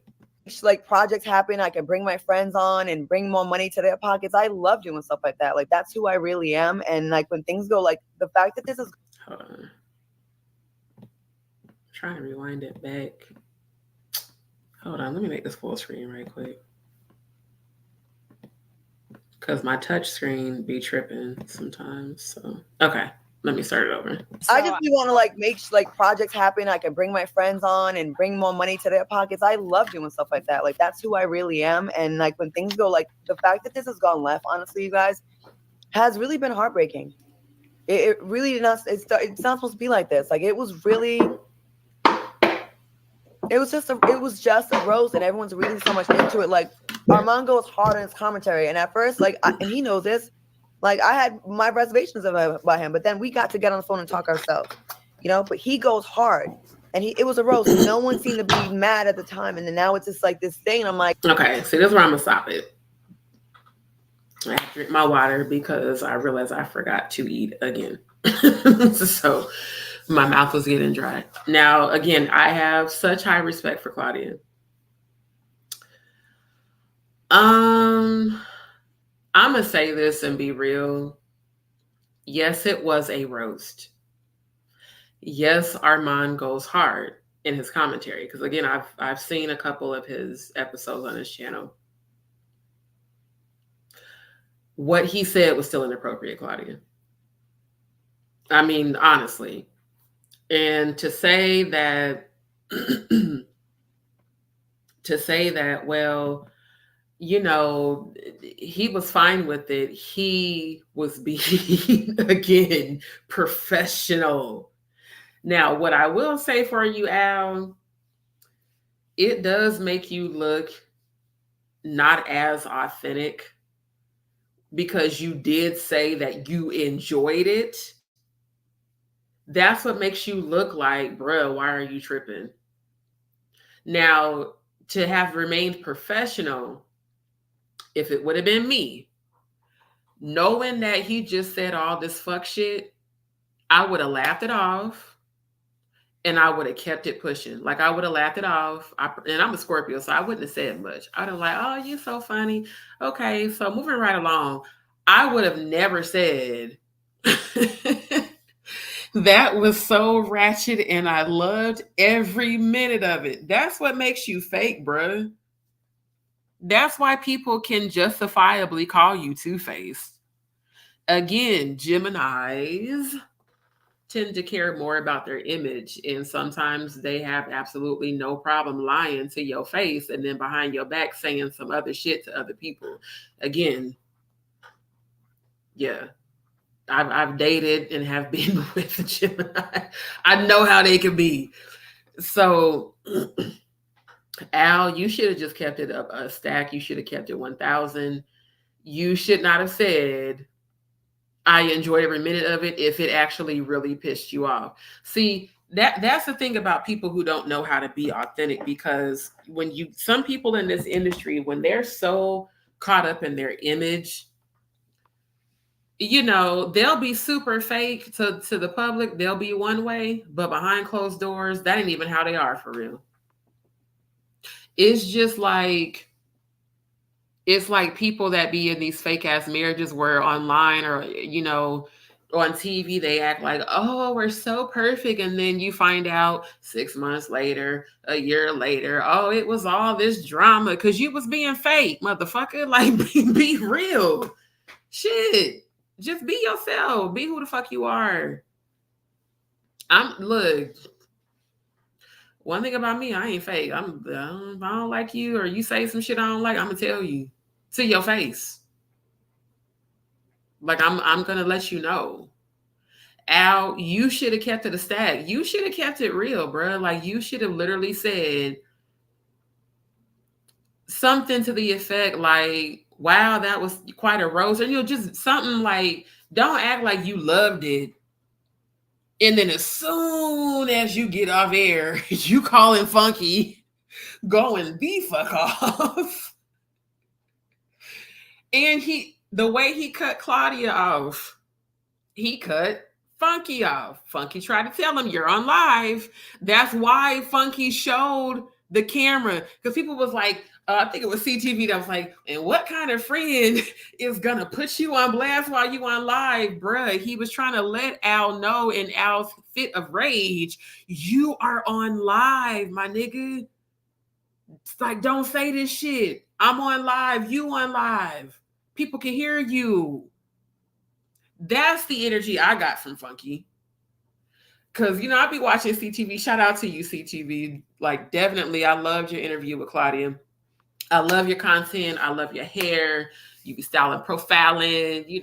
Don't be giving a shit. Like, just be being yourself. I love it. But I did not agree with that because he was like, and what kind of a freak? CTV be going the fuck off. I love his scorpionic energy because it makes me feel like people that be saying I'm intense, I'm like, no, CTV goes in for real, and his shit is hilarious. He don't give no fucks. That picture he had up of Armand had all of us cackling in the chat. But he was like, what kind of a friend is gonna put you on blast? Funky, what type of friend? I was like, nah, bruh. Funky was trying to let him know, bruh, shut the fuck up. You're on live. And here's another way Al exposed himself as being fake. When he was like, oh, I'm on live. Oh, hi, friend. You saw how quick he switched it up. That's why we was watching. I was like, not hi, friend. Like, you just switch it up real quick, super quick. So, Claudia, you have to understand that Al is a Gemini and Al is a professional. He's not going to tell y'all on air how pissed off he is. He's not. He's gonna, keep that fake ass, image shit going. And then as y'all saw when he got off air, look, he was heated. He was like, oh, you need to go watch TGIF right now. He was like, I don't give a fuck. You need to go watch. I mean, he went off because that was his true emotion. However, Al had the professionalism not to bring his true emotion on air, Armand. So that's all I'm saying. Like, he wasn't finna, he was not going to present that energy on air. And honestly, shout out to you, Al, for doing that. Because at least Al kept it professional, even though the man did the roast on his damn birthday and really just humiliated him on national television. I get all these think pieces going up. I'm like, but you said you loved it on the show, and you said thank you, and that was a roast. That was ratchet, and I enjoyed every second of it. Thank you, Armand. Thank you. See, that's what makes you fake as hell, Al. That right there. That right there. And I enjoyed every minute of it. It was so fake. And I enjoyed every minute of it. Meanwhile, I'm hearing all in your voice how you pissed off. And thank you. I mean, look at his face, y'all. Look at his face. This is not the face of someone who enjoyed. Because I didn't catch that till now. Yo, look at his face, y'all. He is pissed, but he kept it professional. Oh my God. Now it's like Claudia told Armand to do it. No. But anyway, Claudia don't like Al. She personally. For those of y'all who don't know who this is Tasha K, aka Wino T.K.O. That's what I call her, is Wino T.K.O. Her show was called let me see. He told me.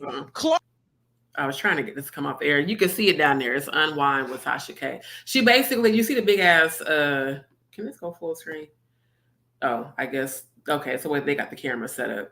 But she always has wine, glasses of wine that she drinks as she's talking.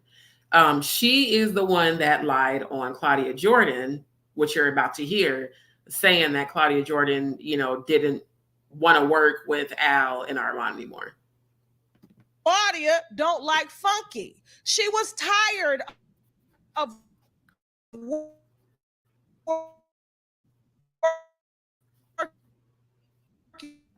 so y'all heard how she said Claudia was tired of working with gay boys, specifically Fs, because she knows she can't say the full word on YouTube because it's considered hate speech. But do you understand how that just naturally came out of her? Why couldn't she have said, because Claudia doesn't want to work with gay men, or Claudia doesn't want to work with members of the LGBTQ community? Why did she have to say Claudia doesn't want to work with Fs? People who really feel that way, who are actually homophobic, like Tasha K, would never be on set with people who they hate or feel uncomfortable around. Tasha K would never be on set with gay men because she doesn't like homosexuals, clearly. Now, this is my opinion. Do I know that about her? Given the shit she has said on social media and on YouTube, yeah, you give Tasha K, Wino T.K.O, you give the energy that you do not like gay people. You give the energy that you don't like transgender. It comes out in how you talk, like what you just said. Because I've heard her say stuff like this a lot. That was the other reason I stopped watching her channel. When she started so casually saying this stuff, like you don't feel any sort of repercussion for saying that. So that means that's how you talk all the time. And for you to project your homophobia onto Claudia, who has always supported the LGBTQ community, as far as I know, was insane. I felt like she just took this moment. Maybe she just wanted clearly some clout, because Wino T.K.O, you have absolutely nothing to do with Foxo or TGIF. Like, there's no way Claudia Jordan called you and said the shit that you claim she said. So you're lying to get views and clicks and likes once again, when you just got done being sued by Cardi B. Like, you would think, woman, like, do you just want to become completely, it's like you would think after being sued, you would stop. But no, she just continues to lie and lie and lie and lie, and got people. Because I even asked when I was watching CTV's live, because he has he has his own relationship with Claudia, and he has spoken for her quite a bit on his channel. And for me, I want to know, okay, I'm hearing CTV say this is how Claudia feels, but I want to actually hear how Claudia herself feels. And so when this popped up in my feed, I was glad that it did, because it gave me a chance to see from her own mouth how she feels. Because he's like,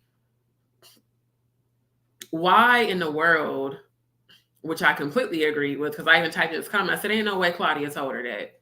Why in the world would Claudia create a show catering to the LGBTQ community, bringing on two men that are both members of the LGBTQ community, bringing on other guests and other guest hosts who are LGBTQ? Like, if she, because I know people in real life that are homophobic and hate gay people. They're in my own family. They're in my own friendships, people I grew up with, because they're religious and they feel like it's wrong. So those types of people do not like to be around us. They don't even really like to talk to us or talk about our lifestyle. So if Claudia really felt that way, do you think she would have created a show catering to our community? that's why I'm like, Wino T.K.O. First of all, please go to rehab and go to therapy. You have so much healing you need to do. But the main thing you need to do is stop lying on people. Thinking I have an animosity towards the community when I created the show to make it a safe space where they weren't, you know, they're not gimmicky on our show. Like, they're men in the community that are not being pimped out to be like my bestie or my props. They have their voices. They actually get heard the most. And I love that. You know, I love that there's a show that doesn't exploit gay or bisexual men that have them looking like pawns. Like they actually have. See what I mean?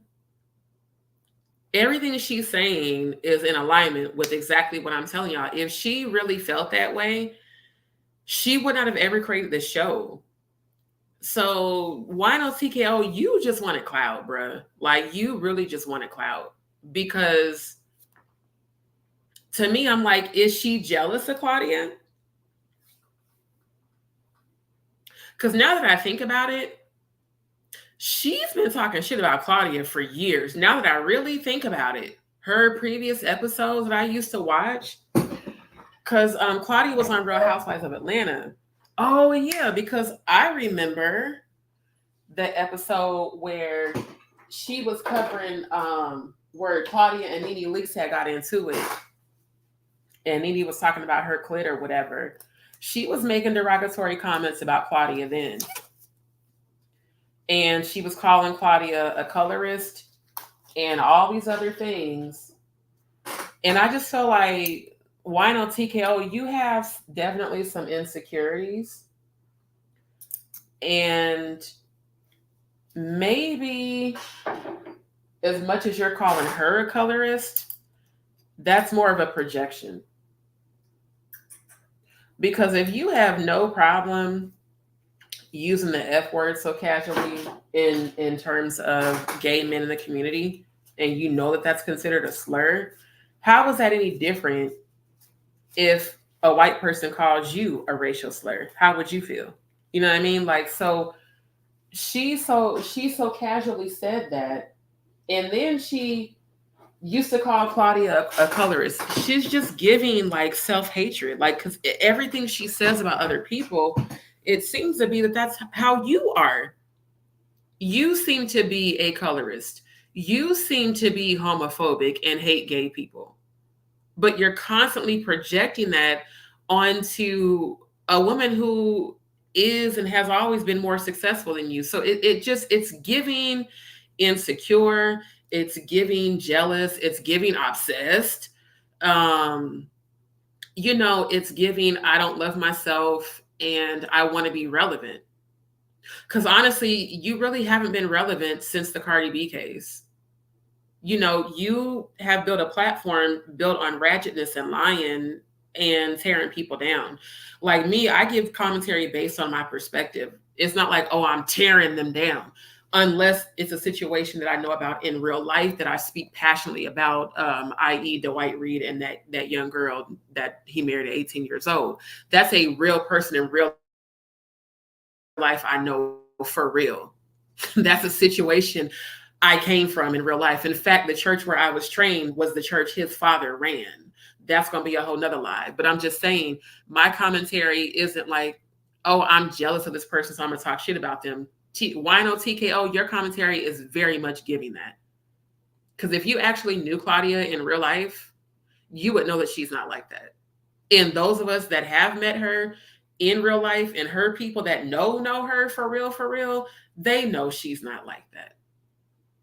So you just made yourself look stupid, and you made yourself look like a hater, and like you need to really go heal all of that self-hatred that you got, that you keep projecting on other people, especially the LGBTQ community. And quiet as kept, TK, I ain't gonna lie, when I first saw your show, I thought you were a lesbian.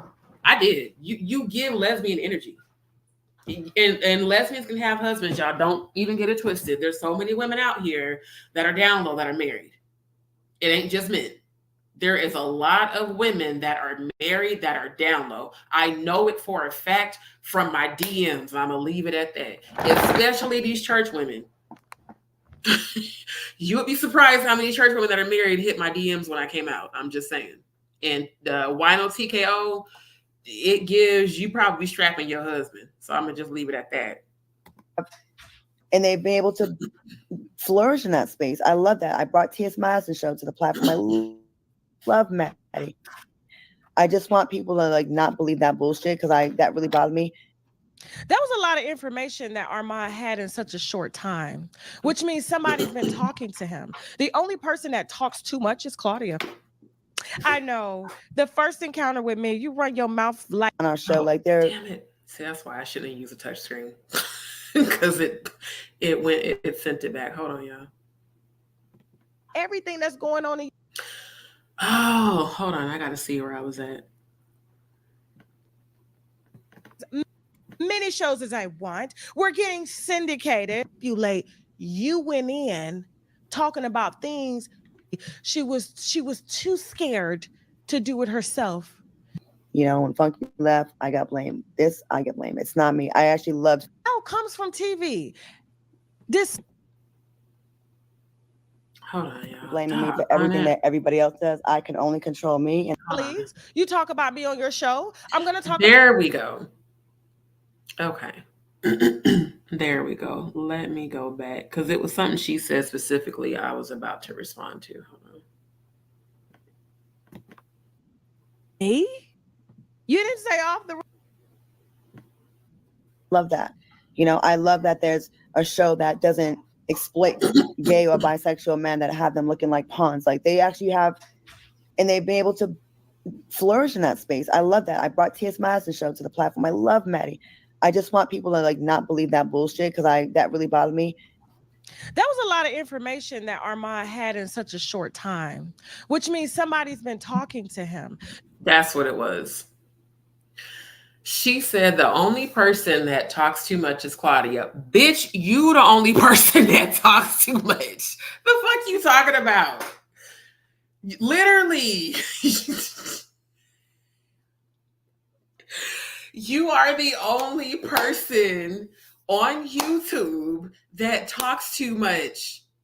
You talked so much that you got sued for $4.8 million that you still ain't paid Cardi B? That you allegedly went bankrupt so that she couldn't get any money from you, and then quiet as it's kept, they said you was fleeing the country when you went, I think you went to Africa.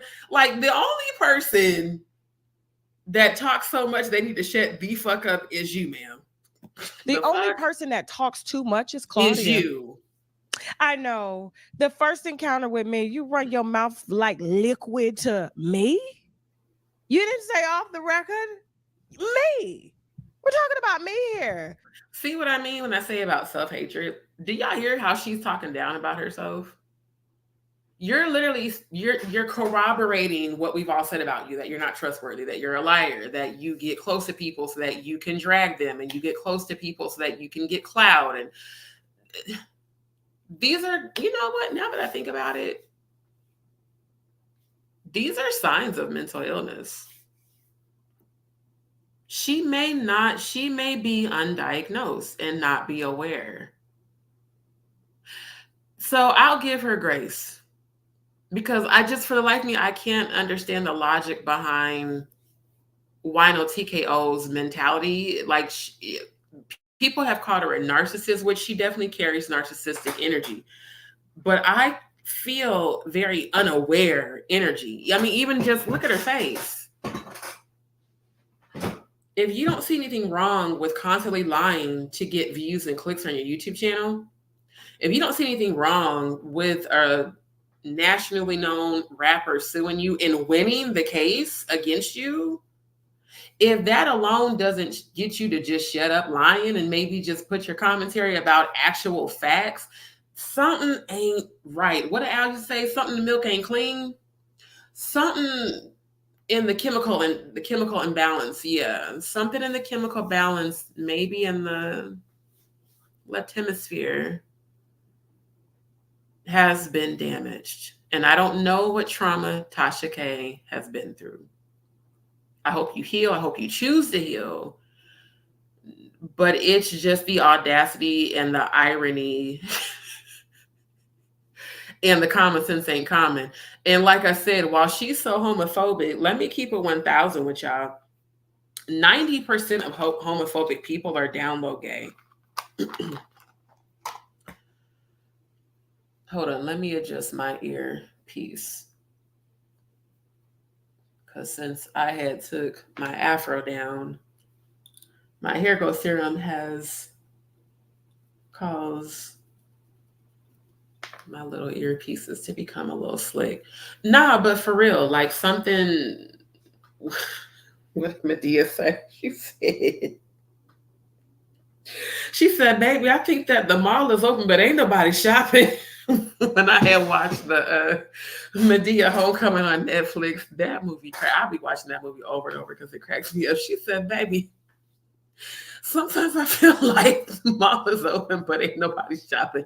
That's how, look at her face. Her face looks like confusion.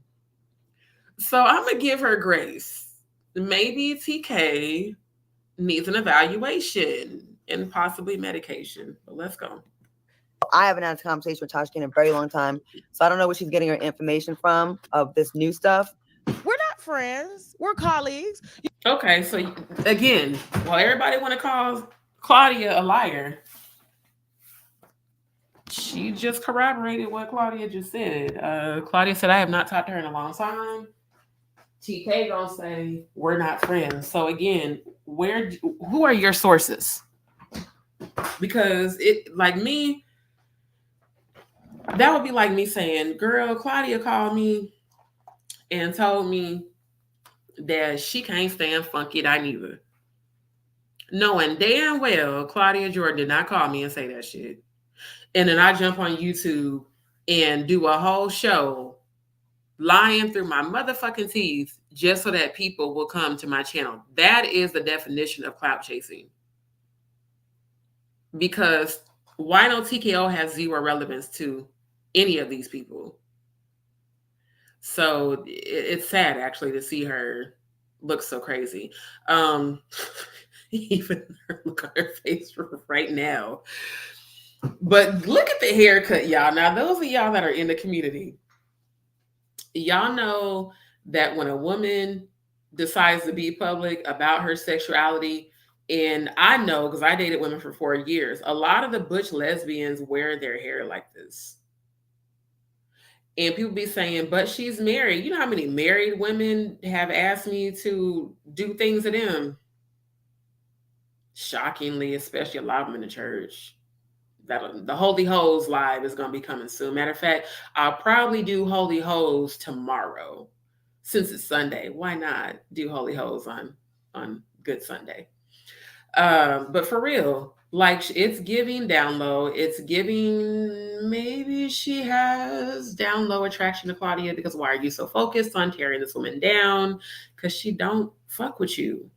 You talk about me on your show, I'm going to talk about you on my show. A newsflash. They talk about everybody on their show. Wino T.K.O.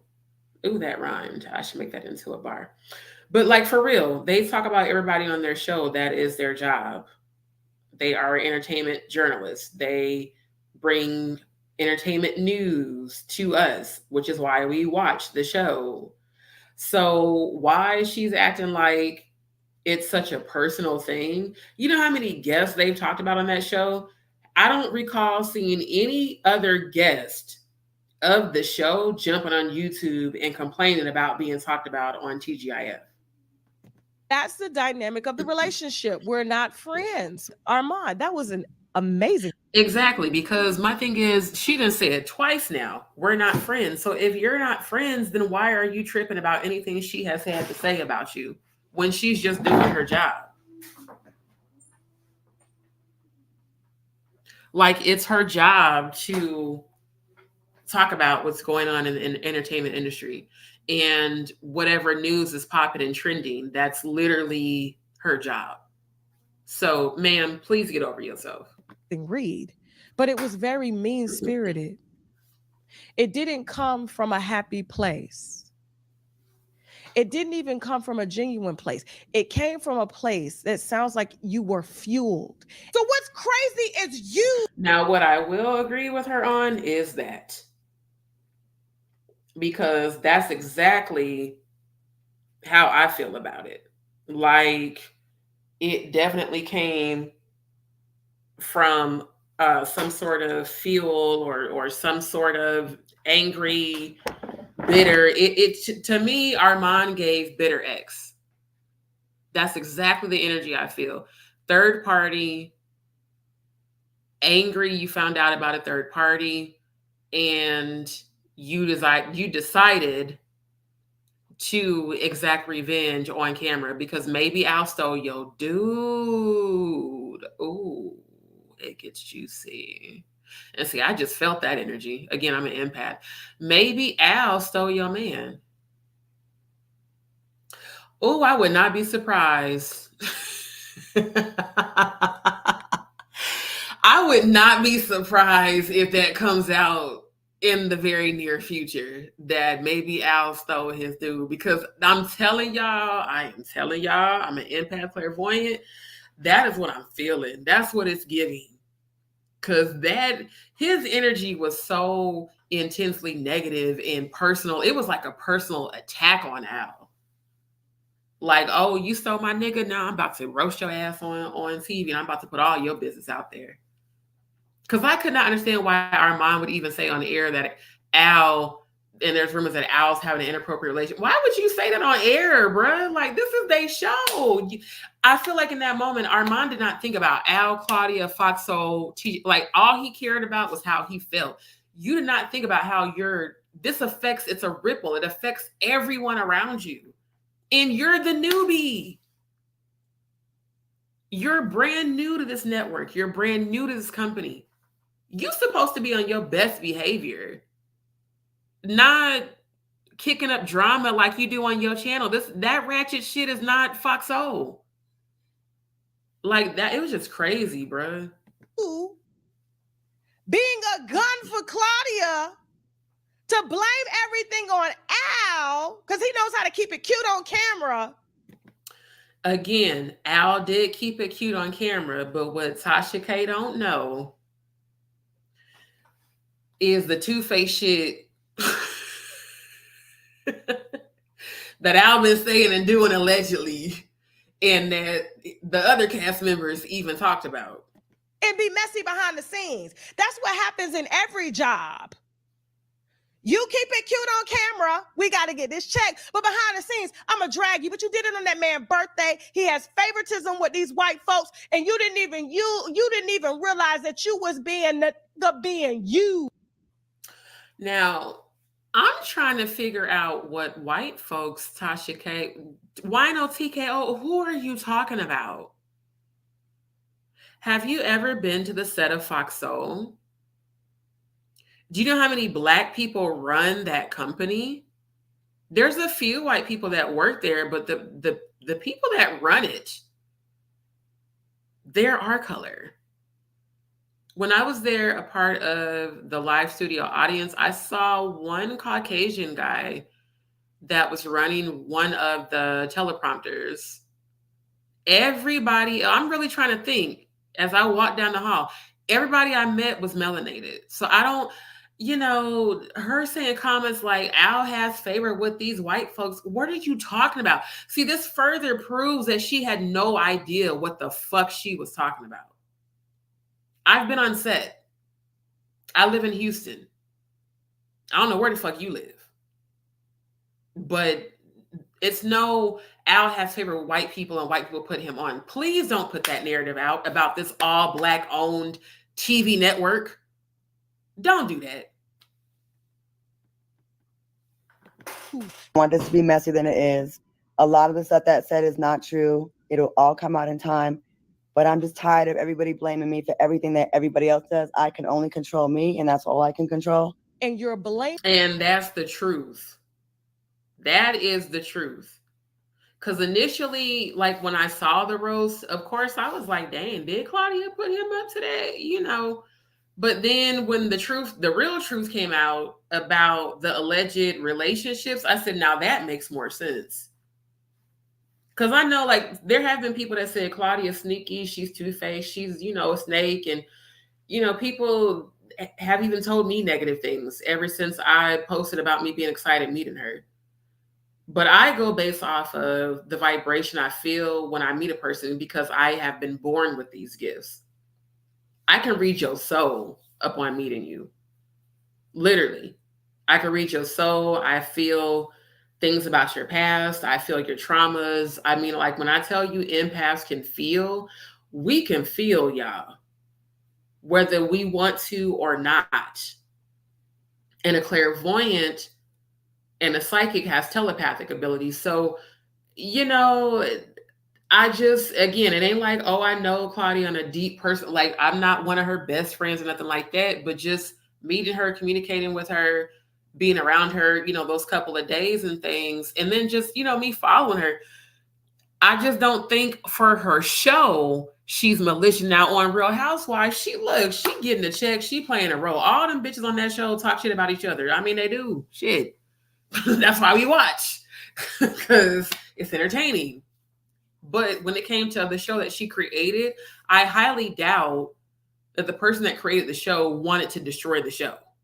So, nah, Wino T.K.O, I feel like I feel like she might be on some shit and drunk and throw the fuck off. Blaming Al for getting a talk show canceled when he's the one that helped to build the job that you have. You wouldn't even be able to sit there if it wasn't for Al. Al comes from TV. Despite Al having favoritism. Hold up. Did she just say that about Claudia or Armand? Because that don't make no sense. Because Al did not help to build TGIF. He was brought on. And you're blaming Al for getting a talk show canceled when he's the one that helped to build the job that you have. You wouldn't even be able to sit there if it wasn't for Al. Al comes from TV. Despite Al having favoritism with management, he understands how to network within the television industry. Now, because of the way that this lady clipped Tasha K's, I'm going to have to go back. Oh, I hate going to her channel, but I'm going to have to go back and watch it because I do believe she's talking about Armand. It's just the way that this lady edited this. It makes it unclear if she's talking about Claudia or Armand. Because if she's saying Al helped to build the show for Armand to be there, yes, I agree with that. If it wasn't for Claudia, Al, and Funky, there would not have even been a show. And had Funky not left the show, there wouldn't even been a space for Armand to come on. But when I think in terms of production, because again, I come from a production background, the producer and the entire production team come together and create a concept to build a show, but the producer themselves are the ones that technically build the show. Like they create a concept, they're in charge of, the hiring, they're in charge of the budgeting. There's a lot that falls on a production producer. So I don't want to hear Wino T.K.O give credit due to Al for what Claudia actually did, because Al is just a cast member. Just like with Funky, she brought them on as co-host to help her co-host the show and be cast members so they could have a trio. So I just want to be clear. I'm hoping she's talking about Armand. And if I find out, like I'll probably, I ain't gonna lie, I ain't gonna go back and watch that shit tonight, especially because it's getting late and this is going longer than I wanted to. But I'm pretty sure, matter of fact, y'all that are viewing, you can go watch it because I just don't care for Wino T.K.O's energy. I really don't want to go watch her video again. You haven't gotten any opportunities on the red carpet yet. They haven't asked you to host Dish Nation. She hasn't even introduced you to the president that she says loves her so much. But she fueled you to go in on Al because she was too bitch to do it herself. And this is how Claudia did not talk to her. First of all, if Claudia would have talked to her, I highly doubt Claudia would have told, oh, and Tasha, I told Armand to go say this to Al because, I didn't want to say nothing. Again, Aries will tell you about yourself, okay? Like, and keep it in mind, they know each other outside of this job. Like, they have hung out. They was hanging out when they was here in Houston. They was out in the Houston streets kicking it. So again, I don't think Claudia would have been hanging out with Funky and Al if she hated them and didn't like them. Now, her feelings about Al being two-faced, can I see her having a conversation about that personally outside of work? Hell yeah, because we all talk. Hell, me and my old co-workers used to talk about shit at my old job and the boss and all of them. Hell yeah, everybody talks. But I just don't believe that, like what TK is trying to say, well, she was too bitch to, I'm pretty sure, given what I have heard about their dynamic, she has told him about himself before. I'll put it that way. So I highly doubt that what she's saying is even an eighth of the truth. And on top of that, this also goes to show you that when people who don't have a connection with people, who don't actually have a true source to the actual person, but just want to be relevant and just want to get views, this is what you get as a result. Because ain't no way Claudia told Wino T.K.O that. Self, right? Just like when she was talking shit about Funky, she was too scared to do it herself. You know, when Funky left, I got blamed. I get blamed. It's not me. I actually loved Funky on the show. I wasn't hating him. I like him. He's freaking hilarious and super talented. So I just want to say that. I want to say, you know, I don't like when people put negative stuff on me that I didn't say. So he's amazing. He's fantastic. And I think he's great at what he does. And that's why we were really blessed to have him on the show. And what's even crazier, y'all, I personally heard Claudia tell Funky that the night we were all kicking it at damn it, what was the name of that? Hold on, I gotta look it up because it's bothering me that I can't remember the name of it. Because I've been there definitely way more than once, even before they came to Houston. Hold on. It's just part of who I am. If I keep talking about something, I can't remember the name of it, I have to look it up.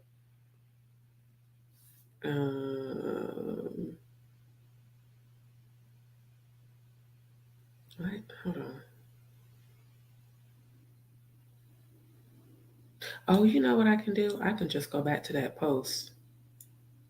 Oh, but then I'll have to scroll. Never mind.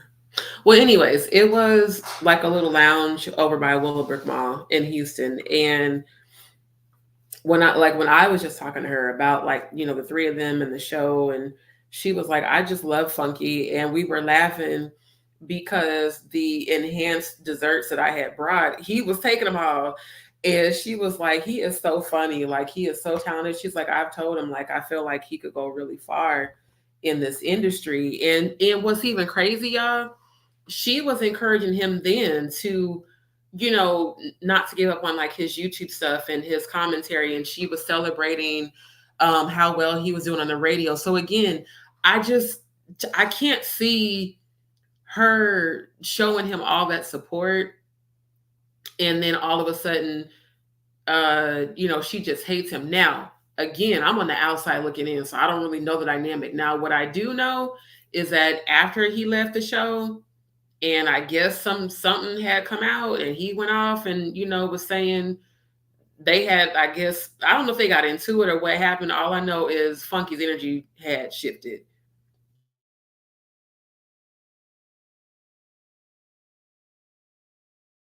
And because he talked about it on his, you know, he's like, I wasn't even going to talk about this, but since people are, oh my God, I just remembered it was Tasha K then. It was her then that caused him to have to go on live and address it, because she was saying then, she was lying then about Claudia and Funky and you know, and Funky Dineva said, it's Claudia, and he had not said nothing, because I watch his shows. He had not been talking about it. In fact, he was really trying to avoid it. He was like, I really don't want to talk about it. He's like, bottom line is I didn't get the pay that I felt I deserved, and so I left. And people were like, so what, did y'all have a falling out? Like, what happened? And he was like, nah, he's like, everybody will see later, you know, and even how they did the farewell and how they the three of them talked to each other on Instagram. And, you know, it went from that camaraderie to now he is upset about, I don't know what happened between them, but he was just like, yeah, you know, he's like, my issue was not with nobody else. He was like, oh, because it was Flame Monroe that had come on. And that's what it was. Oh, I'm glad I came back to my remembrance. So Flame Monroe had guest hosted. She was the first guest host when Funky left.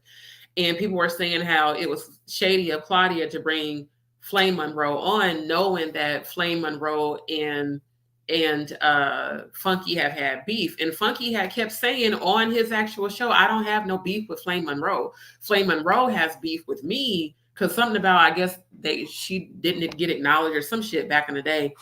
And Funky left it at that. Like, Funky wasn't tripping about Flame being on the show. Now, me personally, I will be honest, I'm a Scorpio, so I analyze everything.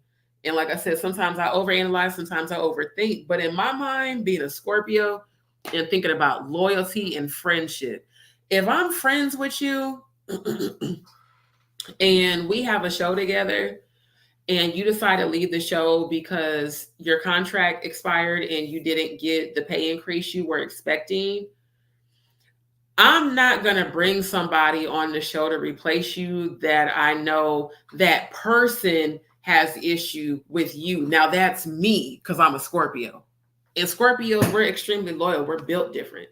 If we love you for real. We love you eternally. You know what I mean? Like, we gonna be down for you until you betray us or show us that we can't trust you or lie to us. Those will be the only reasons why we cut people off or distance ourselves from people. But if we fuck with you, we fuck with you. And I know, like, even me, there have been friends who have businesses that I have helped, that I have. Matter of fact, I even have some of them on my YouTube channel. I've, you know, put out videos for them and advertise for them. Do you think they ever did that shit for me in return? No, not once. Wouldn't even like or comment on one post.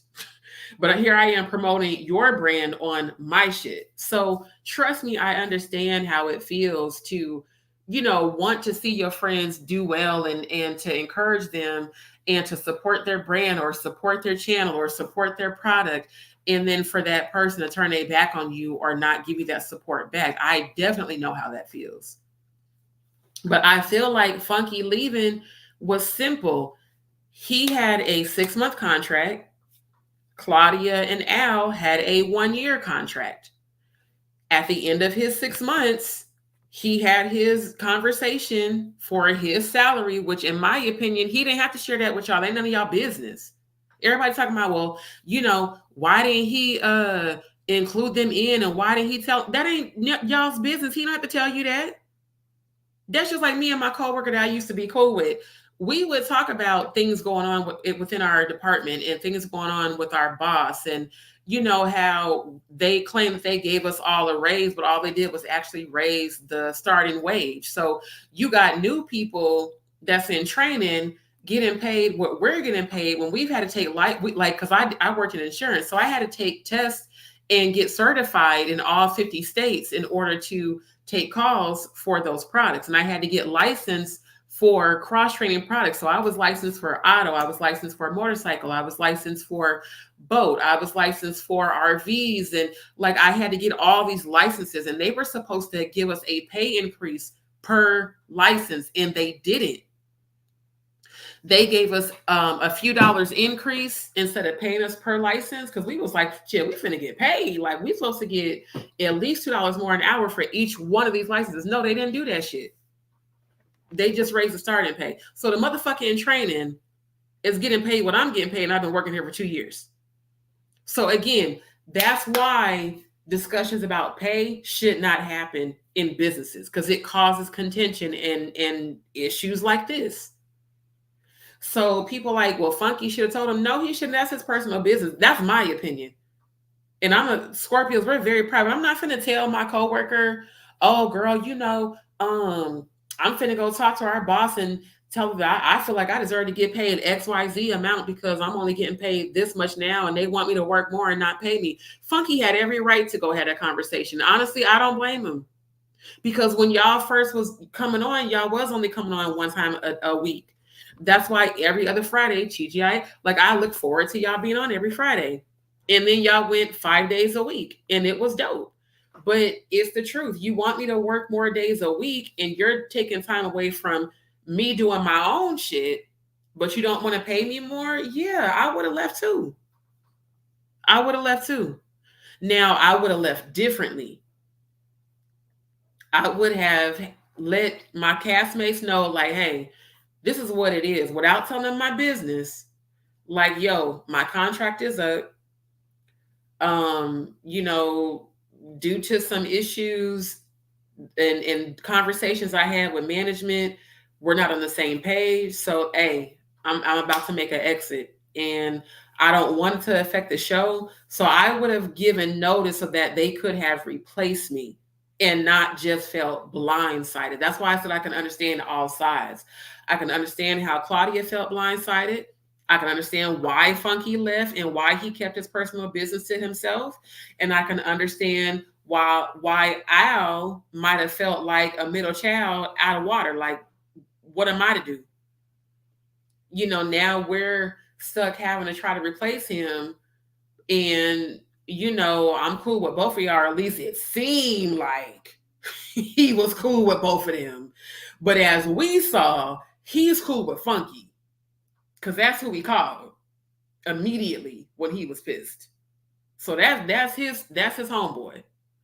At the end of the day, they were a team until dynamics change. And see, as viewers, we're not knowing all this is going on behind the scenes because, again, they're keeping it cute and they're keeping it professional. Do I agree with everybody going off on social media? No, I don't. However, we're human and we're emotional. Lord knows I'd be emotional. Shit, I'm a Scorpio. And I got Graves' disease that fucks with my hormones and shit. So yeah, like, you piss me off. The first time, I'm not going to ever let it slide. I'm just going to wait until I'm calm to address you. Because back in the day, I used to just pop off on people and have knee-jerk reactions. I had to learn from that. After I've told you the same thing multiple times, I'm going to cut your ass off. I'm not going to argue and go back and forth with you. I'm going to cut you out of my life because you have shown me that A, you're not loyal. 2, you don't give a fuck about what I had to say or how I feel. And 3, you don't deserve my loyalty. So what do we have to talk about? Now that's me. I don't know what conversations happened, but all I know is next thing I know, Funky was going off about now people are coming at me when everybody know who the puppet master was. I'm like, damn, so what happened? What did Claudia do? Shit. When he, you know, finally had to say it because Tasha K was lying and doing interviews and being sneaky with Flame Monroe and starting drama, saying that her and Funky had beef, and Flame on her show talking about, yeah, Funky be talking shit about me. Funky don't talk about you. You know how long I've been watching his show? In all the years I've been watching Funky's show, and again, y'all keep in mind, I've been following Funky since Candy Coated Ice. So we're talking about since like 2009. I have never heard him talk negative about Flame Monroe on his show, ever. Until Tasha K brought that bullshit up and lied. And she did it then. She started drama for clout to get clicks and views. And Funky had to keep addressing it. He had to keep telling her, Tasha K, please stop talking about me on your channel. Please stop putting out these lies that I have an issue with Flame Monroe when Flame Monroe has had an issue with me. And Flame Monroe admitted it about how she felt away, I guess, back in the days. I don't know, something Funky didn't acknowledge her or whatever. So Wino T.K.O, your career of lying on people really needs to come to an end. It really does, because you have really wreaked havoc on so many people for no reason because you're not healed. And now that I think about it, she said during this interview, oh, this is the first time TGIF has made my show. Baby girl, did you forget that just a few months ago you had Flame Monroe on your show talking about TGIF and Funky when he first left the show? See how delusional she is? Those are signs of mental illness. I'm just saying, they are. She used you as the pawn, and because you're emotional and erratic and easy to manipulate, you went in talking about things you knew nothing about because you ain't been there long enough. I'm not this evil person. I'm not a snake. And I'm not trying to hurt anybody. I just want to do a good show with people that I rock with. And if you really got your eyes open, you will see that they're trying to replace you right before your eyes. Not Al, you. Our friends over here, we see the Claudia that gives and does so much for everyone, puts everyone first. And then, you have to watch her go down this rabbit hole of being dragged. It's really hard to watch. I feel like I'm gonna cry. I know, me too. It does, and this is how we are, because we'll get emotional, and you have to watch her, and and it sucks because I think people are typing and they're saying things, but they don't understand. This moment right here, for those who have said Claudia's fake as an empath, one, I see the tears in her eyes are real, and I can feel her energy. This really broke her heart, and that's what I hate for Funky and her and their relationship. I hate that it had to go to this place. I hate that it had to go to the dissolution of the show, and then her being heartbroken over something that she created. Like, again, I've had this experience with so-called friends who I tried to work with, and it's the worst feeling in the world when your intentions were nothing but good for them. And you wanted to include them thinking, hey, we're going to be a team and we're going to support one another. And then they sabotage everything that you set up. Like when that happened to me, when I was working with someone on caterings, like I was making momentum, my cheesecakes were in restaurants, and that person completely ruined that opportunity for me. So to those who are saying, oh, she's fake, no. She really is heartbroken behind this, for real. Understand the hatred and the hurt that it puts someone through, and it's very mean. It's very mean to watch, and it's very mean for us to watch it do to each other. But then you want Claudia to pillow talk in your ear about everything that's going on, and you ain't even been on the job a full year. You don't know what's going on behind the scenes. And furthermore, while you're listening to Claudia, because she's friends and she likes to brag with the president of Fox, and he loves the show. He loves me, right? I get to bring as many shows as I want. We're getting sick.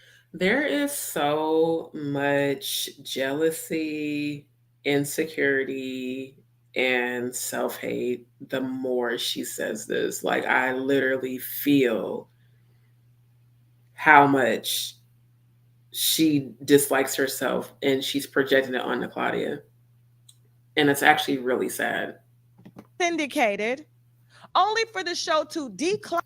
Because, baby girl, you have never had a syndicated show. Wino T.K.O. I think I might make a rhyme out of that. I might make me a song about that. For real, though, she's never had a syndicated show. Not that I know of.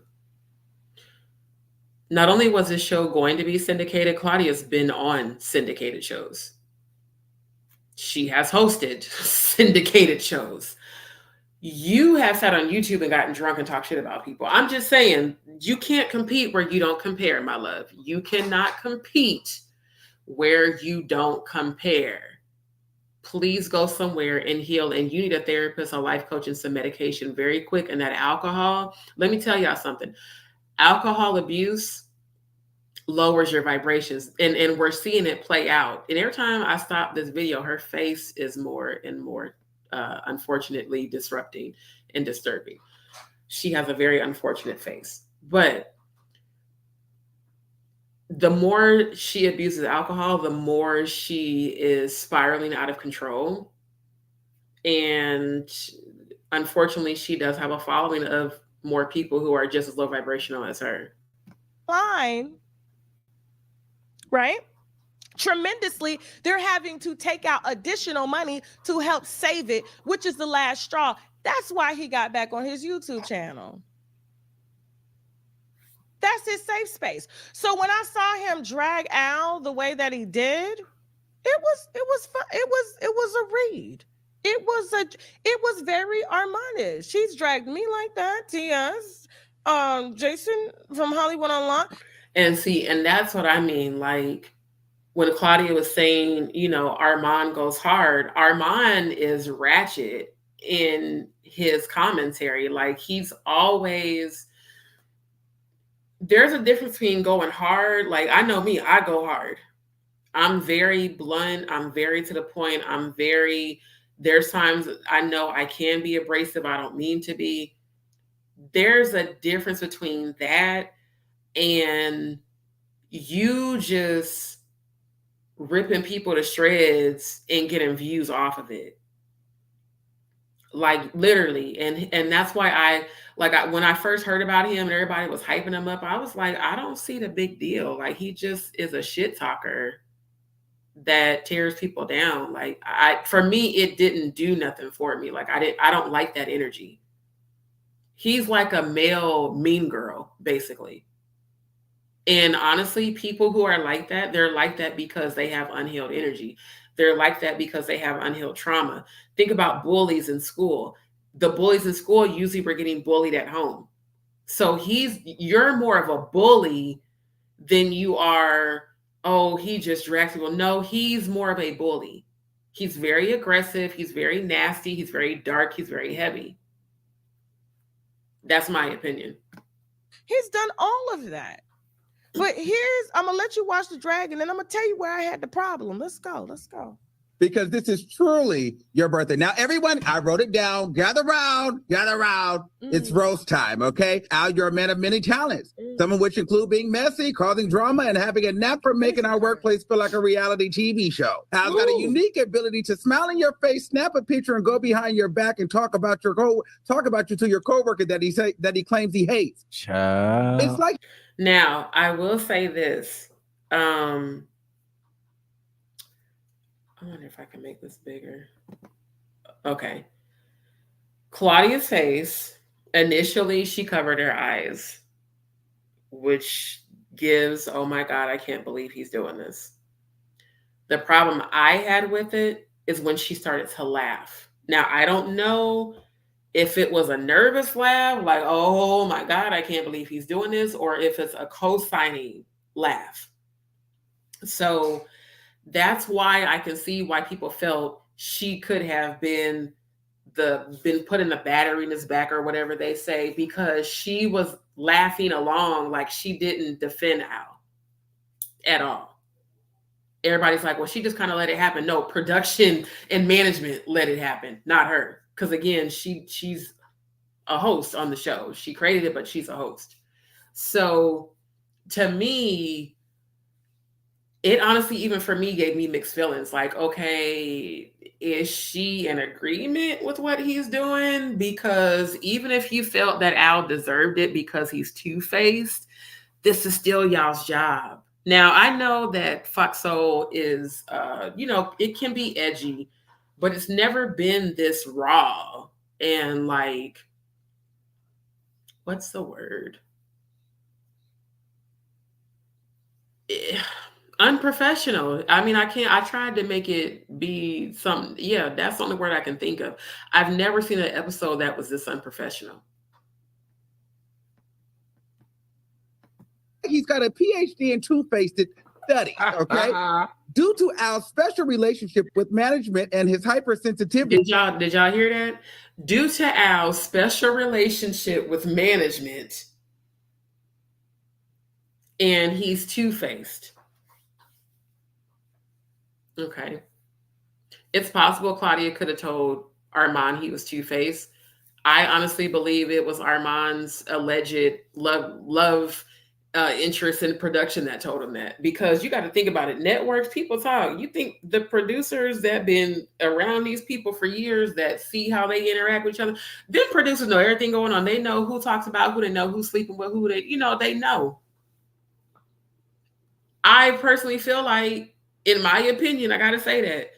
I feel like it was Armand's dude that told him all of this stuff. I really do. Now, to me, the only way I can see Claudia telling Armand that is if, they did get to a place where they were so friendly where they talked on the phone. Now, if she was in a friendly space with Armand where they kikied after work, then yeah, it's very possible she could have told him to say that. It's possible. But my opinion is it was whoever he was sleeping with, allegedly. We are not allowed to talk about his failed marriage. So even though he's brought it up many times, I'll steer clear of that topic to keep my job. Now, this is the dumbass, I'm going to call it dumbassness of Mr. Wiggins. You literally said on air, we have been told to steer clear of speaking about the topic of his failed marriage because it might affect my job. Why in the fuck would you say that on air? Because if you ever wanted to deny that you said that, now you can't. If Al wanted to sue you for defamation and for breach of contract, he could. Because you wasn't supposed to say that at all publicly. Not just on air. You weren't even supposed to say it publicly. Have you noticed that your other co-workers never have? Have you noticed that Claudia has never publicly talked about Al's marriage with his ex-wife, Star Jones, because they received a cease and desist? Did no one educate? Did the nigga that he's fucking allegedly not educate Armand to not say that? Or did the dude want the show shut down and that's why he told Armand to say it? There is a snake in the grass, y'all. I'm telling you, I feel this. When they be saying there's a mole. Somebody put him up to this, and I don't believe it was Claudia. I genuinely believe somebody was beefing with somebody in management and told him, hey, when you go on air, say whatever you want. You want to talk about this? And they knew they were not supposed to talk about it. Because there's no way there's editing that goes into these shows. They could have cut that whole part of the roast out to protect the show from legal liability. Now they got to go through all this legal shit. That's why the show is suspended, and it's probably going to be canceled because that's a long process. Litigation is a long process. And I really believe that there's going to be litigation behind all this. Just because of the perimeters and the ramifications of breach of contract. You were not supposed to say this on air, Mr. Wiggins. And I don't know why. I don't believe that all these people that work at this company, that no one told him not to say it. But then again, now that I think about it, Lunel brought it up too. So maybe, like I said, maybe production just didn't give a shit and was like, oh, let him say it. Let him say it so it'll cause controversy for ratings. But it backfired because now the show is canceled. Now, but wait, there's more. Al fancies himself as the facts guy, but somehow he never seems to get the actual facts right. Oh, and how could I forget Al's clout chasing antics? He's got all these celebrities. Did y'all see how Al's face changed? Look at how straight his face is. He is not laughing. And Claudia is sitting there like, I know this motherfucker ain't. Friends, but the best part, none of these celebrities actually know they're supposed to be friends with him. As if that wasn't enough. Al is currently on a mission to get our talk show canceled. His nasty, childish, slightly jealous attitude is working over. It is the audacity to call Al childish. When Al is in his 50s and Armand acts like an 18-year-old, I think Armand's in his 30s. He acts like a young dumbass. I ain't even gonna sugarcoat it. He does. To call Al childish on air when that man is in his 50s, and if it wasn't for him helping to co-host this show, your stupid ass wouldn't even have a chair to sit in right now. And Funky leaving opened up the door for you to sit where you're sitting. You should be showing, whether you feel a way about him or not, you should be showing this man the utmost respect because he's been on the show longer than you. He has more seniority. And no matter how you felt about the way he talked to you during, you know, whatever episodes where people claim Al talked down to him, because again, I stopped watching the show, so I don't know. I just know that there was tension on the few episodes with Armand that I did see. But regardless, to call him childish when you're literally doing something that I've seen teenagers do on social media. You know how teenagers, when they get into it, they go on social media and blast each other. That's essentially what Armand is doing, but this is a national television show. This is not social media. This is an actual show that you're ruining by being petty and childish and immature while calling the man you're roasting on his birthday childish. That's the very definition of narcissism. Narcissists always deflect and project and play victim after they do it. It's crazy. Overtime to torpedo our show. It's like he's auditioning for a soap opera villain role. But despite all the chaos, let's not forget it's your birthday, Al. Then had the nerve to, after all saying all of that shit, to say it's your birthday. So like I said, this was not a roast. That was a personal attack. That was definitely a personal attack. Now, because it's late, and because I don't want to give Tasha K or Wino T.K.O any more of my platform, I'm going to share this little clip, and then I'm going to wrap up this live. Okay, so this is Mims. Make It Make Sense. Shout out to you. This was actually my first time seeing a video on his channel. I've heard about him by watching other YouTubers, but I've never just watched his video. But these are new receipts that I'm glad I saw today that I didn't see yesterday. So I'm gonna let y'all watch this clip right quick.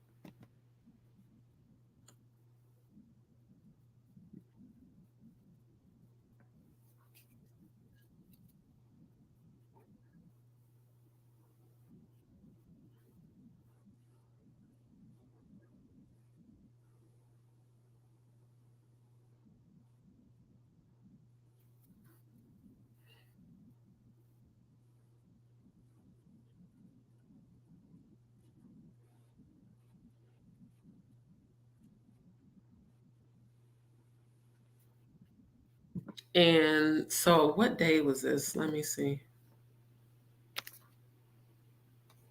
It was on the 17th. Today is what, 22nd, 23rd? Okay, so this was just a few days ago. That's how you know that they're not fucking with that show no more.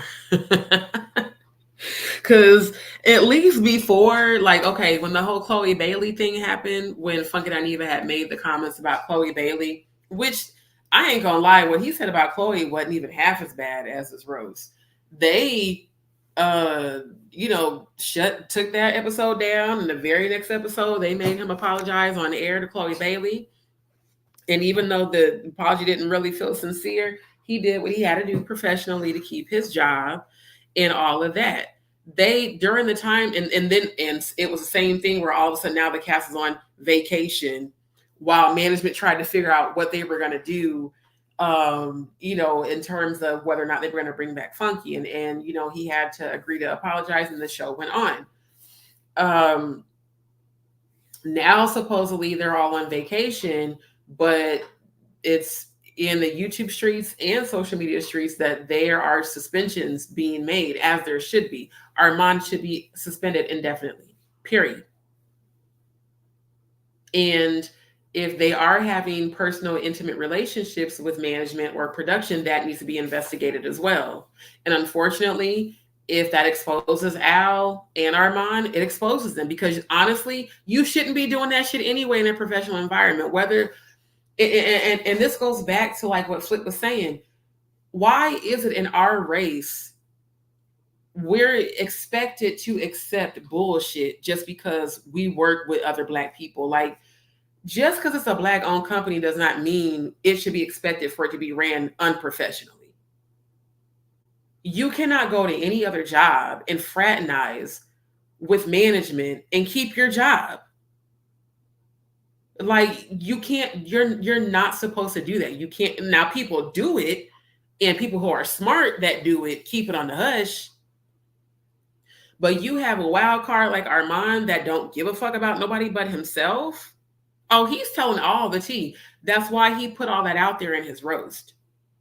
And what we're witnessing right now is the exact reason why companies have a no fraternization policy, because it gets messy, it gets drama, and it ruins business. And now the show is canceled.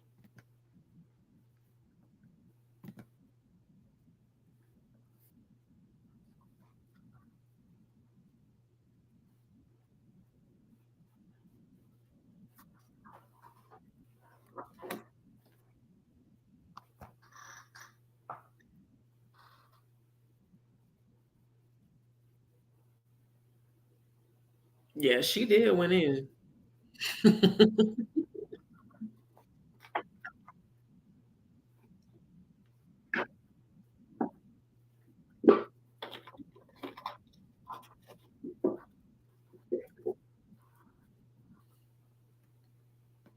See, that's what I'm waiting on. I'm waiting on her to speak, because I guarantee you the stuff I've been talking about is a part of all the behind the scenes stuff. It's more going, it's way more to it than what we have even been told so far.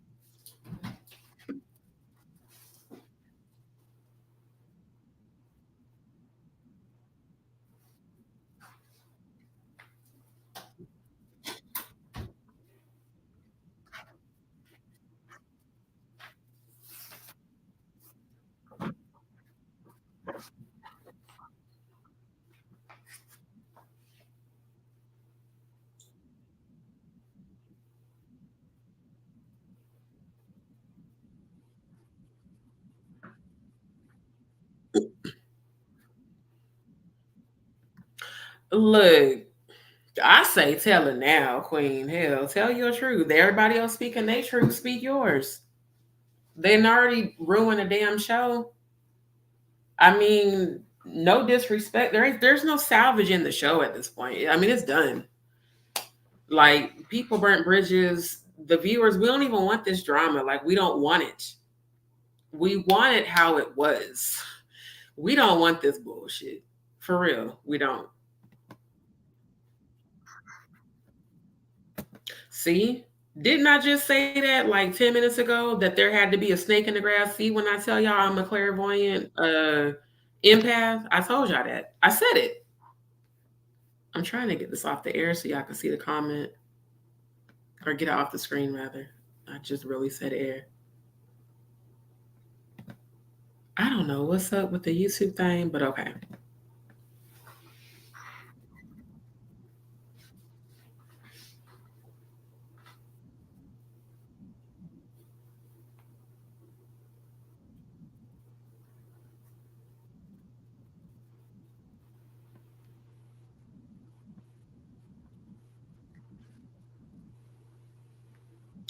But see, he has to also understand, and I get where he's coming from. From a professional stance, it's not a good look. It's not. Because as hard as it is to try to rise above people tearing you down and lying on you, and Lord knows I know, like I've dealt with this in professional environments, it's so hard to separate your true emotion, and you have that natural desire to want to defend yourself, because so many people are lying on you and coming for you based off of lies or miscommunication or misinformation, and they're believing the misinformation, and they're coming for you, and they're angry and they're mad and they're blaming. Trust me, I get why she did it, because it's like, you're not finna keep damn lying on me. You feel me? But on the same hand, because it is her show, because it is her baby, I think with Scorpio protective energy, Is it more important for me to defend myself when I know my truth? Will me defending myself damage this even further? So I would have, like, I've had to learn over the years. I mean, and I still am guilty of this. I will openly admit that, where I can jump the gun. I've had to learn sometimes you have to stop and just slow down and take a moment, like take a beat before you react or respond. Because when I've reacted and responded quickly out of emotion, it has caused issues and drama, and it's caused things to be worse than they actually were, or it escalated things to become worse. And I can own and admit that, because I'm not perfect and I'm still growing and healing.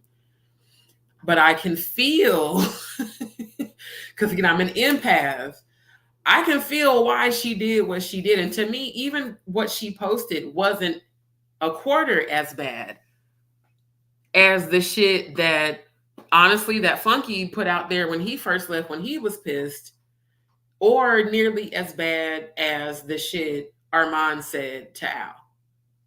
She's in a place where it's like, bruh, I know the truth, just like me speaking out about my truths, about my past, and me surviving rape, you know, at the church and by somebody I was at the church with. You know how many people said I was lying about that because I waited all these years to talk about it? You know how hard it is to talk about surviving sexual abuse? Reliving that moment that you want to forget, that you buried because you didn't want to relive it. I know how that is. And for people to try to invalidate your experience because they don't want to believe that this person who, in my situation, was well known in this church would have done this. And again, I never even exposed the person by name, but a lot of people, if they knew who I was with at that time, which a lot of people did, they knew who I was talking about. And because it made the church look bad and don't talk about it, and, oh, you know, we're not going to believe you. So I can understand why she felt such a necessity to defend herself. Because I remember when I did that, when people were posting and DMing me and sending me comments, and I'm like, bruh, fuck you. I know my truth. I know what happened. I don't give a damn what you say. And just because I was traumatized and I didn't press charges and it took me this long to talk about it does not mean it did not happen. So to me, while what he's saying is true, you know, it's not a good look, man. I feel like I'm glad she said something finally. Because I'm like, how long is she going to let them keep talking shit about her? Al has addressed it, sort of. Funky addressed it and left it alone. And even when this happened, like when Al called into his live, at the end of that, he was like, I'm going to leave them people. He's like, that ain't none of my business. I don't work there no more. Funky was like, I don't want to be involved. I don't blame him. Because the shit that's happening right now is probably, not even probably, I know that's why he left. It wasn't just the money, it's the environment. Because you know, when you are someone who's worked in production and you've been on sets and you hear conversations as you're passing through, or you hear conversations as people are walking by you, yeah, that energy was there even last year. But people were keeping it cute and they were keeping it professional. But the energy definitely was there. And this energy was there in November of last year when I was there. So regardless of how people felt, they knew, hey, this is our show. You know, we're all here. We're a team. Let's just get it done.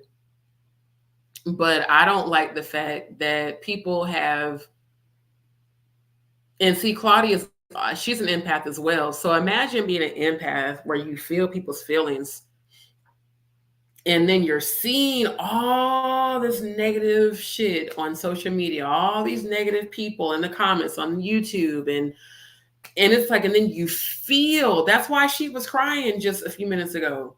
Because we feel all of that. Like when I say we feel it, I mean physically, not just, an emotional. We physically feel your hatred. We physically feel your anger and your judgment. That's a lot of energy to take on. The whole damn world talking shit about you, or at least to her, that's probably how she felt. But she didn't see those of us that have supported her, because it's so much negative energy being thrown on you, and it's so intense and it's all at once. Trust me. Yeah, a person gets fed up after a while. It's like, dude, leave me the fuck alone, you know? So, I mean, again, Scorpios, we try to look at all different perspectives to get a full, like, spectral understanding of what's going on. I can see Funky's, you know, reason for feeling the way he feels. I definitely understand Al's, because at the end of the day, even if Al was being two-faced and being sneaky, humiliating him on national television on his birthday was like the lowest of low. And unfortunately, he's never going to live that down. I wouldn't be surprised if he never celebrated his birthday ever again, just because that was so horrible. Which I hope he doesn't do that, because don't give nobody your power, especially a hater. And I can understand Claudia feeling hurt, betrayed, backstabbed. Trust me, I understand all three. What I wish would have happened, what I would have wanted for Funky, Claudia, and Al was to sit down and address what happened.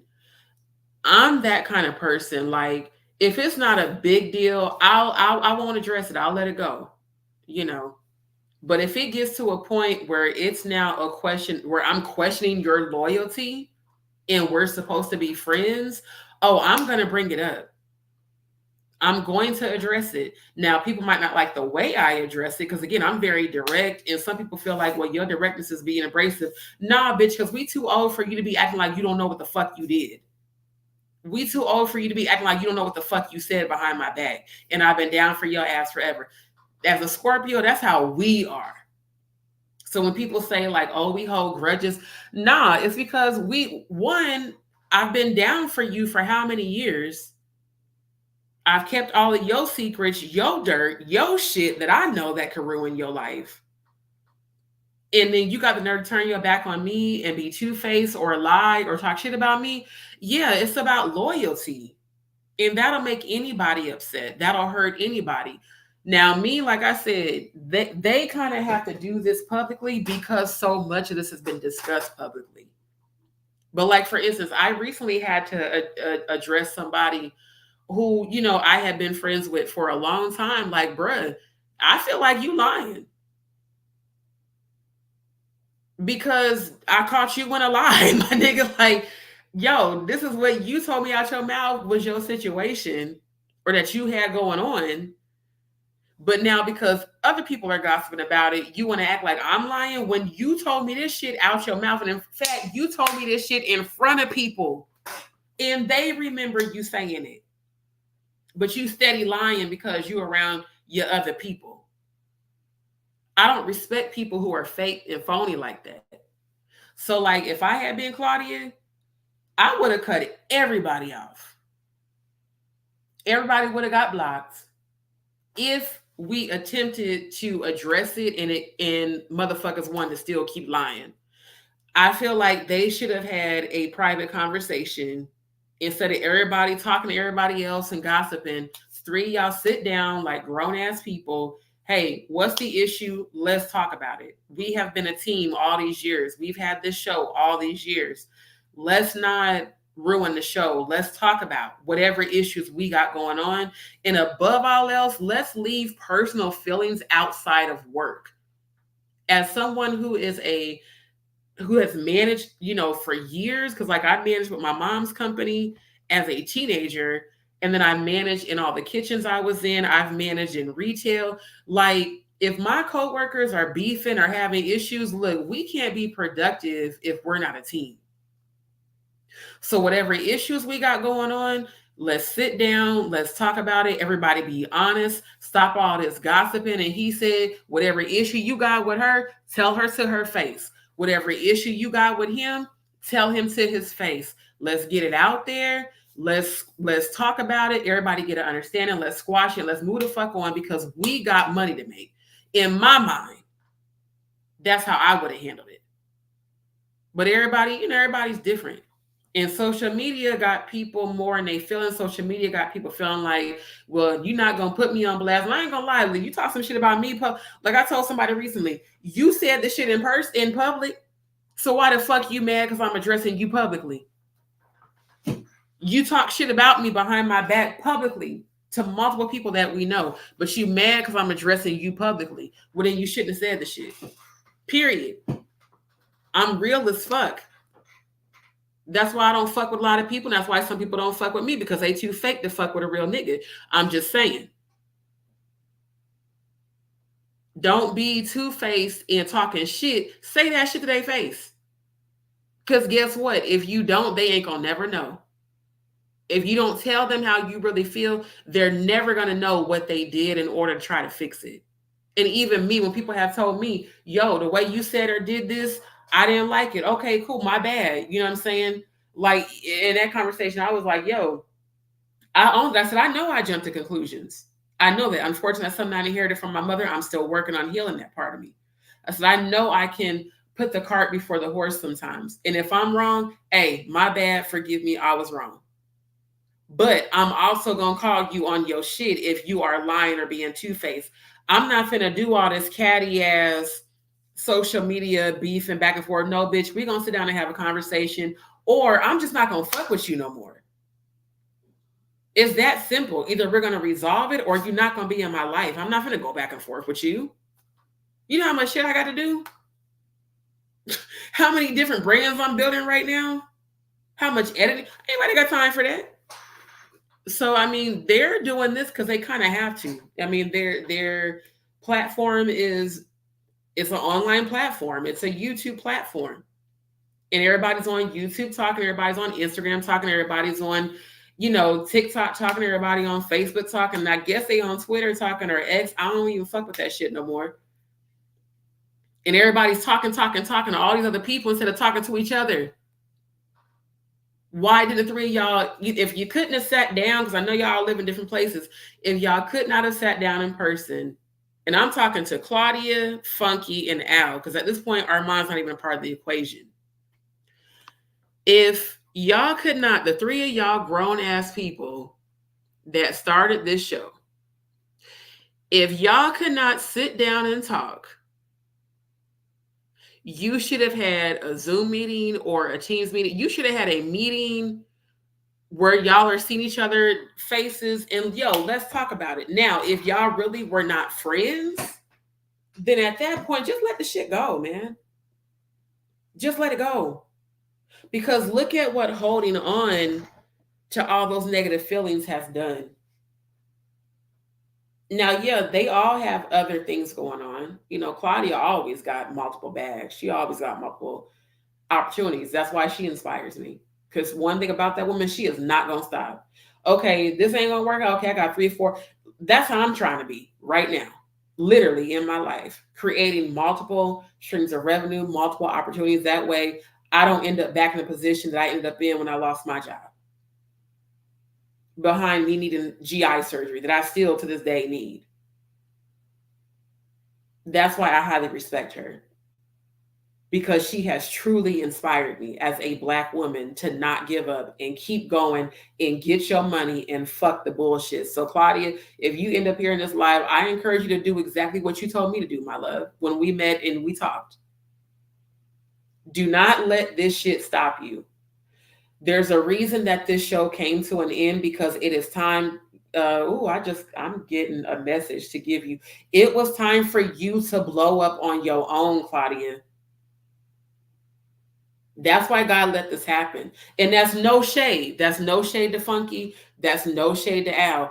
It was time for you as a Black melanated queen. It was time for you to just do you. You don't need an entourage. You don't need other people. You're powerful by yourself. Same with Funky. Funky's powerful by himself. Al, you're powerful by yourself.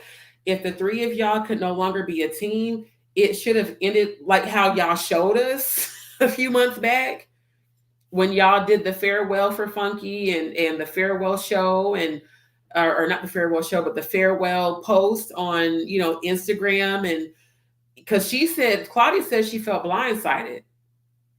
she was like, I wish he would have told me so we could have handled the exit differently, not just in replacing him, but in, giving him like a proper farewell and all that, because he's been on the show. He helped build the show. The three of them, she created the show, but the three of them together made the show what it was. They made the show what we loved. So there literally was no replacing that original cast. Like, it just didn't work. And honestly, I hate to say it, I knew it the moment he left. I was like, it ain't gonna be the same. And a lot of people stopped watching. Like, the viewership literally cut by like 60%.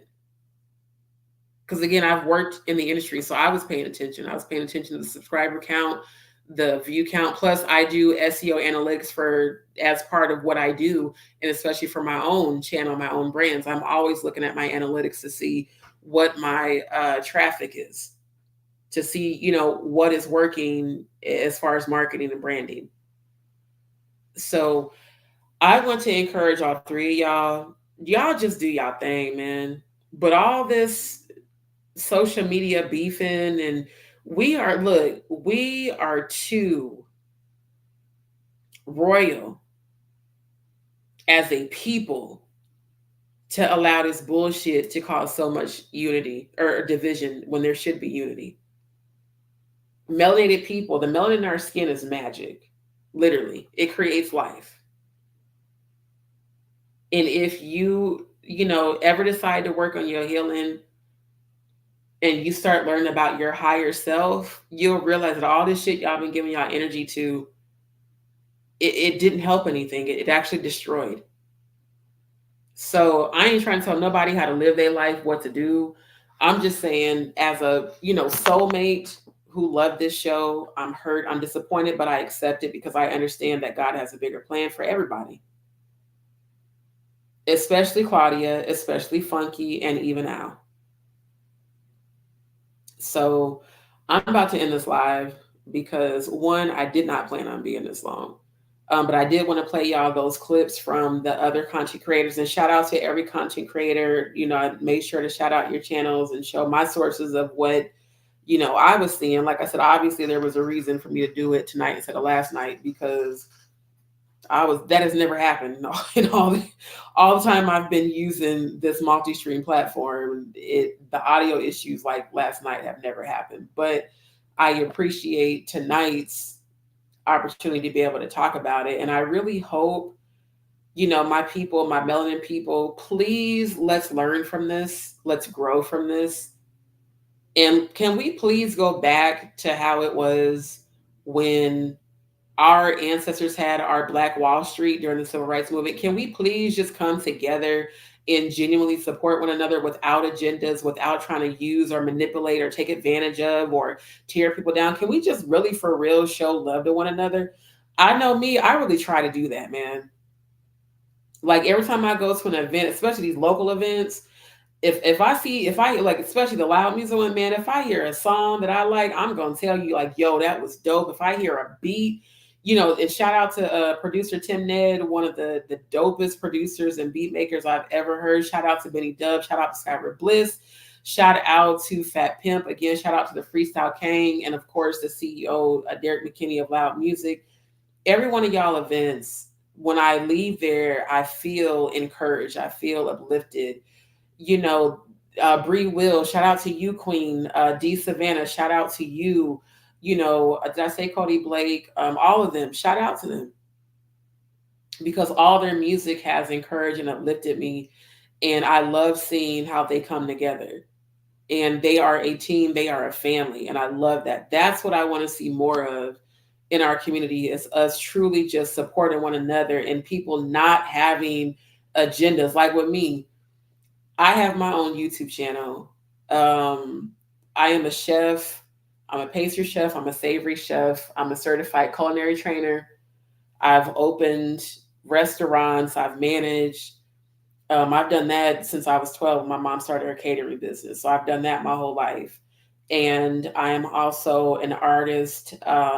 I've been in music my whole life. I played in band. I played in symphonic band, marching band, jazz band, play the piano, choir, chorus, singing. I mean, I've been writing songs since I was about 13. I was a section leader, choir director. I mean, I've done all of that shit. Everything I love to do with the arts, creating innovation, digital art, website development, recently learning how to code, JavaScript program. I do the things that make me happy. Editing makes me happy. Cooking makes me happy. Singing makes me happy. Making music, creating music, playing music, it makes me happy. So you're going to see all of that on my channel. That's why my channel, and I'm also, above all that, I'm a spiritualist. I don't claim religion because I know God on a deeper level. I've died, gone to heaven, and come back here. So, and I was born with gifts that some people love and that some people fear, because we've been conditioned to fear what we don't understand. So I have multiple talents, but I was not able to focus on those because I was working a full-time job. And I would be like, even when I went to meet Claude and all them, I was still working from home. And I had to take unpaid time and PTO just to be able to go, spend time with them and go to the set, because we ended up being there I think almost 6 hours, which for me, it was dope. I've done this before, so that's not a big deal. But it's I would be getting off work 8:30, 9 o'clock and not being able to do the things that I love. And I'm just getting yelled at and cursed out at every day. And I hated that job, but I did it because I had to. So God realigned my life and allowed me to lose that job so I could do now exactly what I'm doing what I love to do. So I would encourage you, go for your passions and your dreams and don't give up. All the obstacles I've gone through, I still haven't given up. When I was at the hospital a couple months ago with my GI condition, I was there for 11 and a half hours and just bleeding and bleeding and bleeding. And the doctors are like, you need to get the surgery done ASAP. Do you know I was editing the whole time they had me in that waiting room, that I was just sitting out there? Because I've dealt, I'm a thyroid cancer survivor. I have chronic conditions I was born with that I'm speaking healing into about. So I've dealt with the hospital and the doctor. I know if you go to the emergency room, you're going to be there a long time. Now, I didn't think I was going to be there for damn near 12 hours, but I knew I was probably going to be there at least maybe 3 or 4 hours. So I just took my extension cord and my charger so my phone wouldn't die. And I started getting frustrated at how long I was sitting there. And something was like, edit. Hell, you sitting here instead of being on social media and watching shit on YouTube.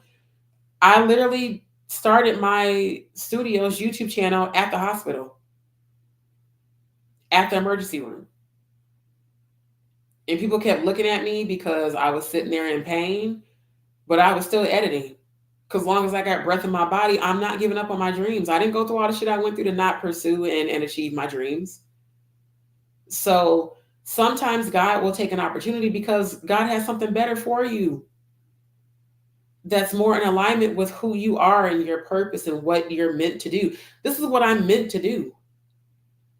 So I'm not worried about money. Am I dealing with a lot? Is life lifing? Absolutely. But above all, I have faith in myself and I have faith in the Most High that is within me. I have faith in my angels and my ancestors and my spirit guides that's been looking out for me. God making a way when there have been no ways. When I had nothing at all, God made a way. So that's what I tell people, don't give up just because you're faced with a bunch of obstacles. Man, overcome that shit. Rise above that shit. And know that you deserve it. What I know is that I have endured so much in my life that I told God and my ancestors, y'all owe me, man. I've lost 5 babies. I've survived cancer twice. I've survived abuse. I've survived sexual abuse.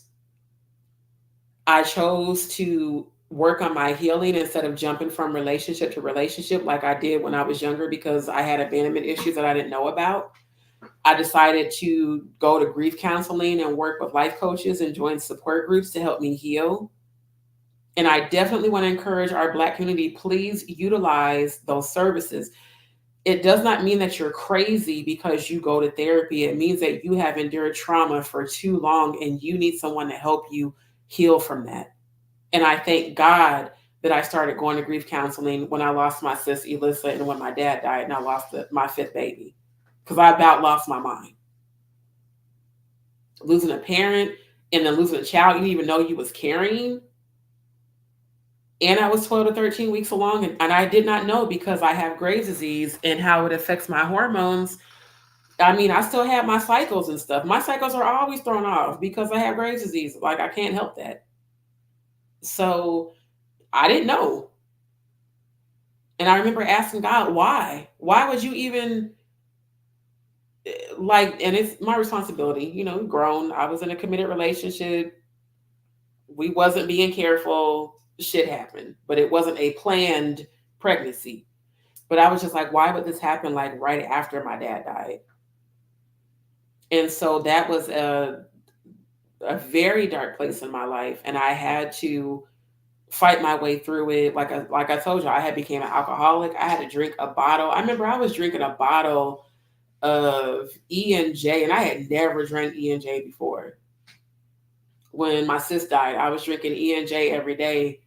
And at that time, I was working at the restaurant. So I would get off work. As soon as I got off work, I would start drinking and drink until I passed out. And then I would get up and go to work. And I did the same thing every day for months. And it started to affect my health. It started to affect the neurological disorders that I have from car accidents that I've been in. So, and then I was born with scoliosis too. But it was like, I had to look at myself like, what are you doing, brother? I don't even drink. Like, I wasn't even a person. I grew up in church. You know what I'm saying? Like, my parents were strict. I didn't get to go to parties and I never did none of that shit.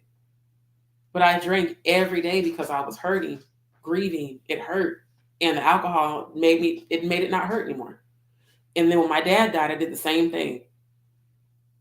And I didn't know I was pregnant. So I'm saying all that to say this. I've gone through a lot, but I feel like for all that I've endured and that I have put conscious effort to heal from, I deserve the best life I can possibly have. I deserve to be completely healed. I deserve to be successful.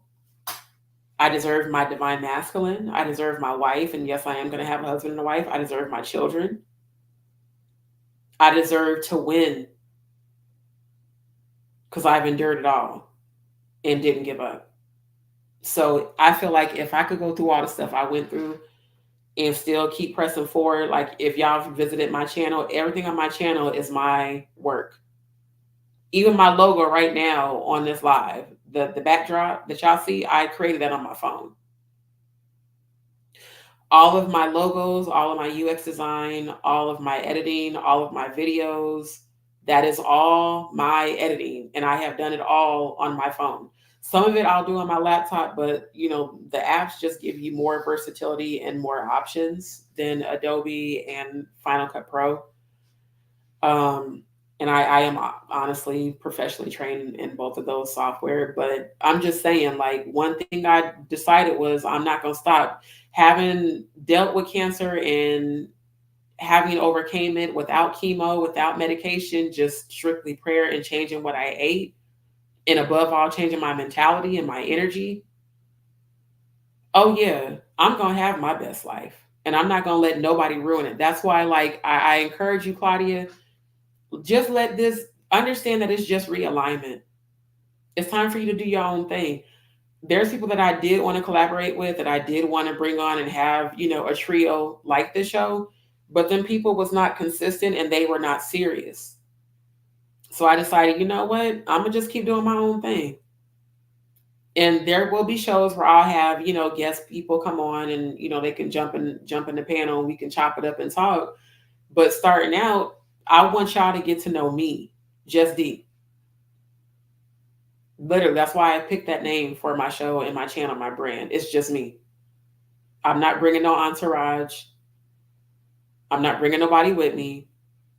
I'm going to build it. My ancestor said to me the other day, if you build it, they will come. I posted about that on my Instagram because I seen it. Again, all these signs, be your own boss. I had ordered me something to eat the other night, and I looked at the box. I said, does that say be your own boss 3 times? That shit, I was like, okay, ancestors, I hear y'all, because I know 333 That numerology, that's direct divine alignment. They're letting you know we're giving you a message. And that was the third time I had been told just this past week, be your own boss. Because I was getting discouraged. Like, man, I've been applying for job after job after job, and I'm not, I'm trying to get these editing. Ain't nothing like coming together. And it's like, bro, just be your own boss. Fuck it. Make your own money. That way you never got to worry about nobody firing you for some medical shit you can't control and that you need help. You need, to get treated for. Because that's where I'm at right now. So right now I'm pursuing getting my surgery done. I'm pursuing everything I love to do. I've gone through enough to know that I deserve it and I'm worthy of it. And that's how you manifest. Manifestation is not just wishful thinking. Because people have asked me, well, do you be talking about manifestation? I said, because I know I deserve it. When I look at my life and the people who have been in my life a long time have told me, you're one of the strongest people I know, because I probably would have killed myself a long time ago. I said, yeah, nah, because then everything I went through was for nothing. Have I felt like I didn't want to wake up? Absolutely. After my dad died,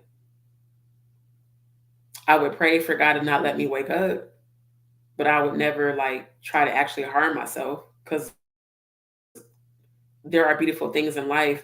What you focus on, you give your power to. So if I focus on everything that I lost, I would be definitely in that low place. But when I look at everything that I gained, the strength, the wisdom, the growth, the growing pains, they call them growing pains for a reason. They're painful.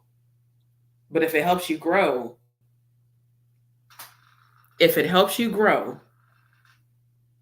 then it was worth it. So thank y'all for jumping in the comments. I'm so sorry. I'm up here talking and I ain't even look at it. Let me see. She said, hey, girls, my first time tuning in. I heard you say you be. Thank you, Bo. Thank you so much. Yeah, I had, I didn't even know I was born with Graves' disease. I was diagnosed when I was 27. And by the time I was 28, they had found malignant cells in one of my biopsies, because in that 2-year span, I had 13 biopsies. I was sick all the time. And with Graves' disease, it causes hyperthyroidism. So most women will have a hypo where there's this underactive. Mine is overactive. So that's why sometimes I'll even start talking really, really fast, because Graves, it accelerates everything. And it accelerates my digestive system. So most people's digestive system takes 48 hours to process food. Mine processes immediately after I eat, and I'm always in the bathroom, always, no matter what I eat. I mean, I eat super healthy. I drink purified water. I eat at least 1 cucumber a day, or I try to. I don't drink soda. I don't drink coffee. Now I just socially drink. I don't even really drink at home. And other than water, I drink almond milk. Occasionally I'll drink sweet tea. And once in a blue moon, I'll drink orange juice, because orange juice actually is not healthy, but I still like the way it tastes. So I do that. I eat kale. And I'm a chef too, so I know how to make stuff taste good. Again, for those who have not, please like, share, and subscribe to my YouTube channel, because I will be going live soon, getting back into my Chef on a Budget, Eat Your Way Healthy segment. So I go live and I show you guys how you can make multiple meals out of just a few ingredients.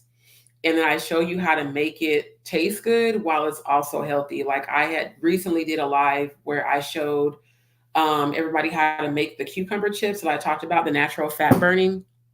So if you want to naturally lose weight without having to take a bunch of pills and all that shit, you can eat fresh cucumber, shave it off and chop it into slices or chips. And then you can eat fresh pineapple, and you'll also get all the health benefits, all the vitamin C, vitamin E, all your vitamins and all the healthy things that your body needs, instead of taking a bunch of pills and powders and supplements and shakes. You can just literally eat your way healthy. And with all the conditions that I have, that was what, honestly inspired me to do the Eat Your Way Healthy, was the fact that I do still deal with a lot, having survived thyroid cancer. What they did is they took out the left side of my thyroid. because I had what's called a multinodular goiter. So nodules are benign tumors that develop on your thyroid gland, and they get really hard and cold.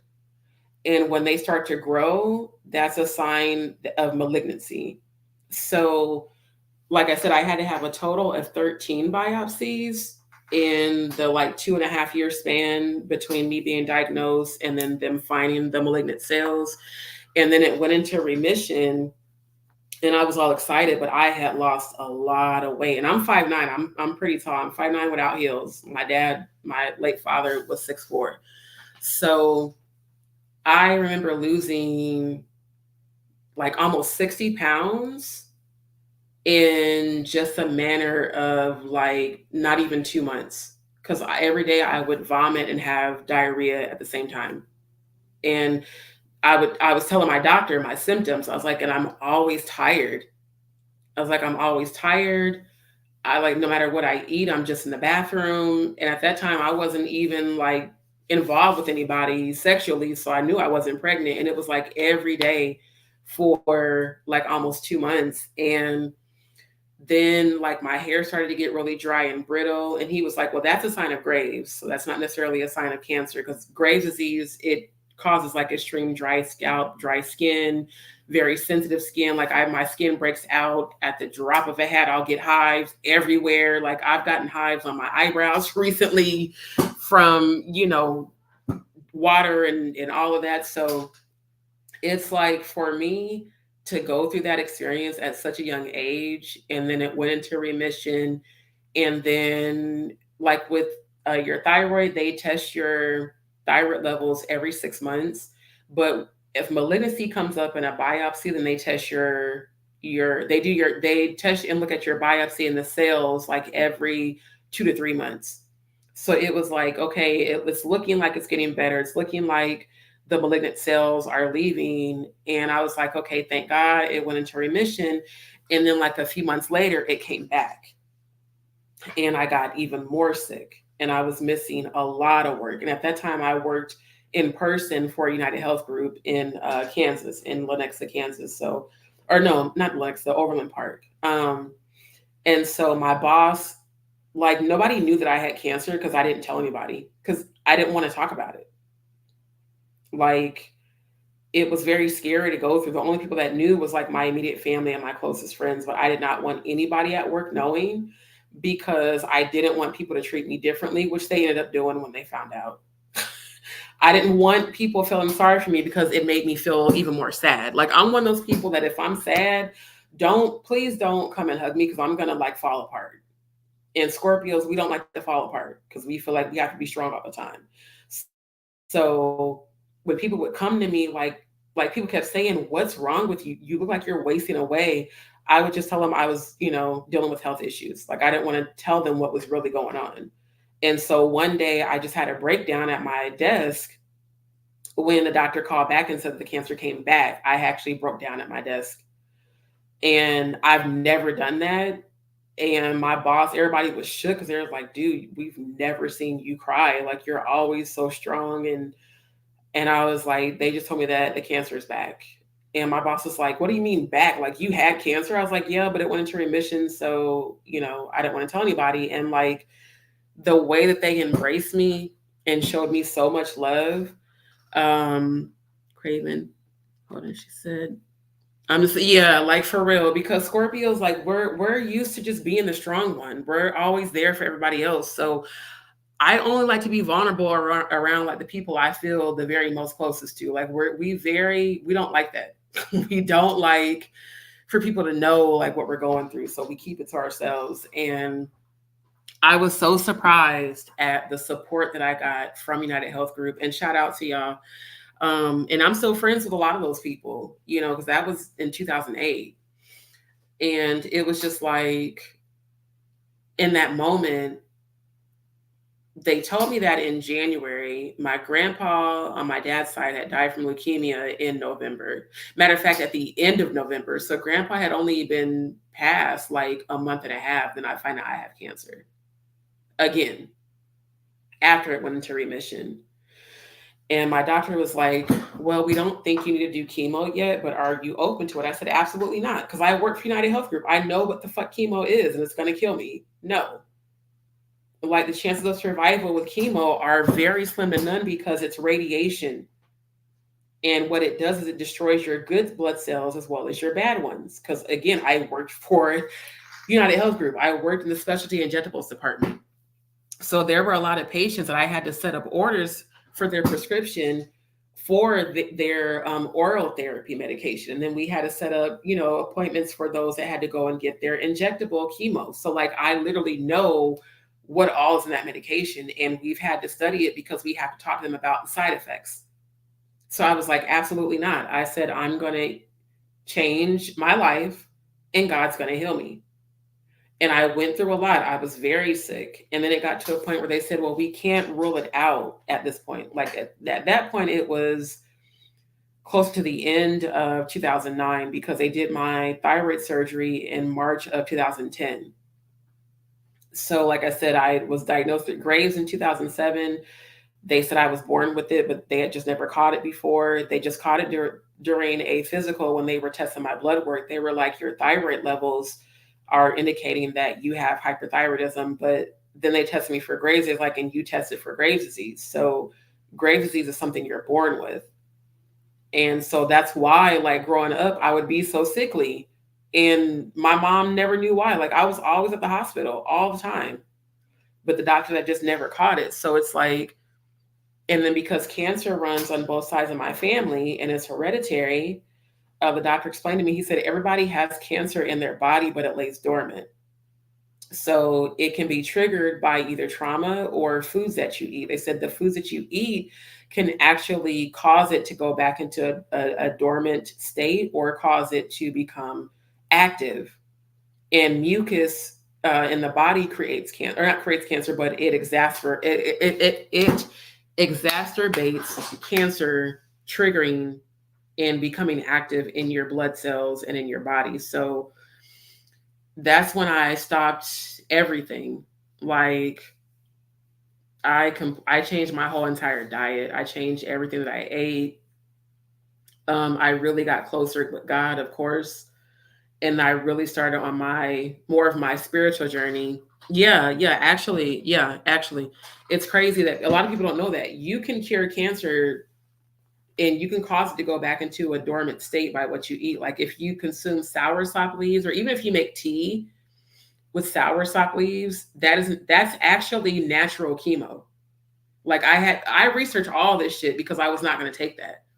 And then purple sea moss, that's a natural. If you mix, like there's a cancer drink that they say if you mix soursop leaves with purple sea moss gel, and I believe aloe and a few other ingredients, it's literally the natural chemo and will cause the cancer to go into remission. So that's going to be something else you guys will be seeing me coming back with is my purple sea moss gel smoothies, because I've been in a transition of having to move a lot. And so like I haven't been able to focus as much on my cooking, but you guys will see those coming back soon. My Chef on a Budget, Eat Your Way Healthy lives, but I'm giving you guys all this background so you understand why I created the Chef on a Budget, Eat Your Way Healthy. It's because I've survived cancer twice, and I've also had food poisoning, and I've worked in the food industry my whole life. So like I have the nutrition side, the chef side, then I have the medical side, having worked, for United Health Group, and I worked in their specialty injectables department at Prescription Solutions. So, and then the irony that I was dealing with cancer while working for them, so it's like I have a lot of knowledge in that. And like I told you, I've always also worked multiple jobs. So even when I worked at United Health Group, that was when I really started doing my catering. As a matter of fact, that's when I started my cheesecake business. At that time, I called it the Cheesecake Lady, because when we would have our potlucks at work, because it was a call center, I would always bring like my cheesecakes, and my coworkers would smash them. And I'm like, dang, y'all didn't even leave none for, the rest of the department. They was like, they're too good. So they started buying my cheesecakes for me at work. They were like, can I order one of these? And I was like, I mean, yeah, I am a chef too. So I started getting orders. I mean, when I tell you I got so many orders, and this is back in 2008, okay? So this is before smartphones were like super popular. Do you know I would come to work and every other Friday my coworkers would put sticky notes with the flavor of cheesecake that they wanted me to order, and they started leaving money in my desk drawer. Like they really legit started supporting me. And then of course, when they found out I had cancer, then they really started supporting me and bringing me more orders. And I was like, okay, I need the orders to slow down because medically, like I can't be in the kitchen like that. And even when I worked for Longhorn, I was still doing my cheesecakes on the side in addition to managing and training at the restaurant. So that's how I grew up. Like my parents had, we had a catering business. We did full event catering and weddings and banquets and baby showers and all that stuff. And then we had a church, which is another business. And I was in band, I was in chorus, I was in art. And I had, I'm an 80s baby. We all have ADHD. So like my mom, as kids, she allowed us to do as much as we could to burn that energy off. So me, I was that kid that I like to draw, I like to paint, I like to sing, I like to play music. So those were all the electives that I always chose from like grade school through college, is the stuff I like to do. And then I did a few architecture classes and I started learning about like coding and stuff like that in high school. So y'all will see some of that too. You'll see things where I'm going to start putting together my new portfolio. I did create my other YouTube channel, which y'all please go like and share, subscribe to that YouTube channel. The one I told y'all about that I made when I was at the hospital. It's called DNP Studios 1. And that is my brand that showcases all of my editing skills and my UX design, my brand design, because I do all of that. Like, keep in mind, I grew up in the church. So we were not allowed to go out partying. We weren't allowed to drink. We weren't. And then we had a church and we were pastor kids. Pastor kids, you got to be like strict and be this quote unquote example. So I had my hands in multiple things. So that's how I have lived. That's why y'all will see multiple things on my channel. Because people be like, what's your channel about? Everything I love to do. And above all, healing. Me sharing my experiences, what I've gone through and how I've overcome them, and trying to encourage other people, and above all, supporting our own. She says, shout out to you, Craving. How do you say that? Craving. Carrie. Ooh, child, tell me how to say what is it? See, I have to know this. Cariophylline. I've got to say that. Cariophylline. Oh, I got to Google that now. I have to Google that. I told y'all I'm analytical because when I was a kid, when I was in school, I used to do spelling bees and stuff. And if I didn't know a word, I always looked up in a dictionary. Yeah, back when we had actual books, y'all, the actual World Dictionary, a book, not an app, not a phone. Because again, I'm an 80s baby. I used to read books a lot as a kid. What is it, Carol? So is that your last name or is that a brand? Is that an item? Craving Carofylline. How do you say that? Craving Carofylline. I have to know. She said carry off. Oh, chab. That ain't even at all what I thought it was. Oh, be extra grown. Ain't nothing wrong with it. Do your thing. Carry off a lane. Okay. She said, oh, okay, see, I didn't took it to the hood. Never mind. She said, that's a turpentine. See how I'm learning stuff from my own viewers? Shout out to y'all for tuning in this late at night. Thank you. Terpene. It's a terpene. What is a terpene? Educate me. Oh, see, and I'm off on that edible too, child. I ain't even gonna front with y'all. Because if I would have been thinking I know what the hell a terpene is, child, I got it now. Okay. Yeah, we need to talk. If you're on Instagram, DM me. Because I'm sure about to be doing my lifted desserts. Oh, I just named them. Write that down and copyright that. Lifted desserts, because I was going to call them D's treats, but I like lifted desserts. Lifted desserts by D. Coined and copywritten and trademarked. I love how my ancestors be giving me little nuggets, especially when I am lifted. Because they always give me ideas. I swear. Thank you for that, child. Thank you for that. Cause yeah, I told him last night I was like so mad at my live, the audio issues. I said I am a big supporter of CBD and cannabis, and I'm about to have a whole entire infused line of products that is going to be added to Chef and on the Budget Eat Your Way Healthy, because cannabis is a natural healing agent. In fact, it was recommended to a lot of our patients that were dealing with cancer. So yeah, I firmly support and consume and enjoy CBD and cannabis based things. Anyway, said carry off a lean. It's a turn. Girl, look, if you on Instagram, DM me, okay? Shit. Because we got some shit to talk about. So there will be more. Y'all, I gotta go. It is damn near 1 o'clock. And this is the second night I have not eaten dinner because I'm telling you, I had to go run errands. And then I came back home and I put together the thumbnails for my post. You know, I edited those on my phone. And then I was kind of rewatching some of the footage and make sure I had everything for the night's live. See, I've worked in restaurants, and she said, yeah. Hold on. There we go. Chronic back pain. I'm trying to tell you, it works for chronic pain. It helps for insomnia. It helps for PTSD. It helps for anxiety. It helps for depression. People have no idea how much cannabis helps, but because, you know, people fear what they don't understand, they be listening to the bullshit the government be saying. Talking about cannabis is a gateway drug. Cannabis ain't never made me want to do no fucking drugs. People be lying. They made that shit up because at the time it was not FDA approved and they could not collect taxes off of that shit. That's all that was about. We didn't even know damn drug. It's a goddamn plant, natural, grown from the ground. What did Cat Williams say? He said, we ain't no drug. He said, it's just a plant. It just grow like that. If you just so happen to set it on fire, there are some effects. God damn it. I hate when they be lying in that shit. Like, but then I work for United Health Group. Those are drugs.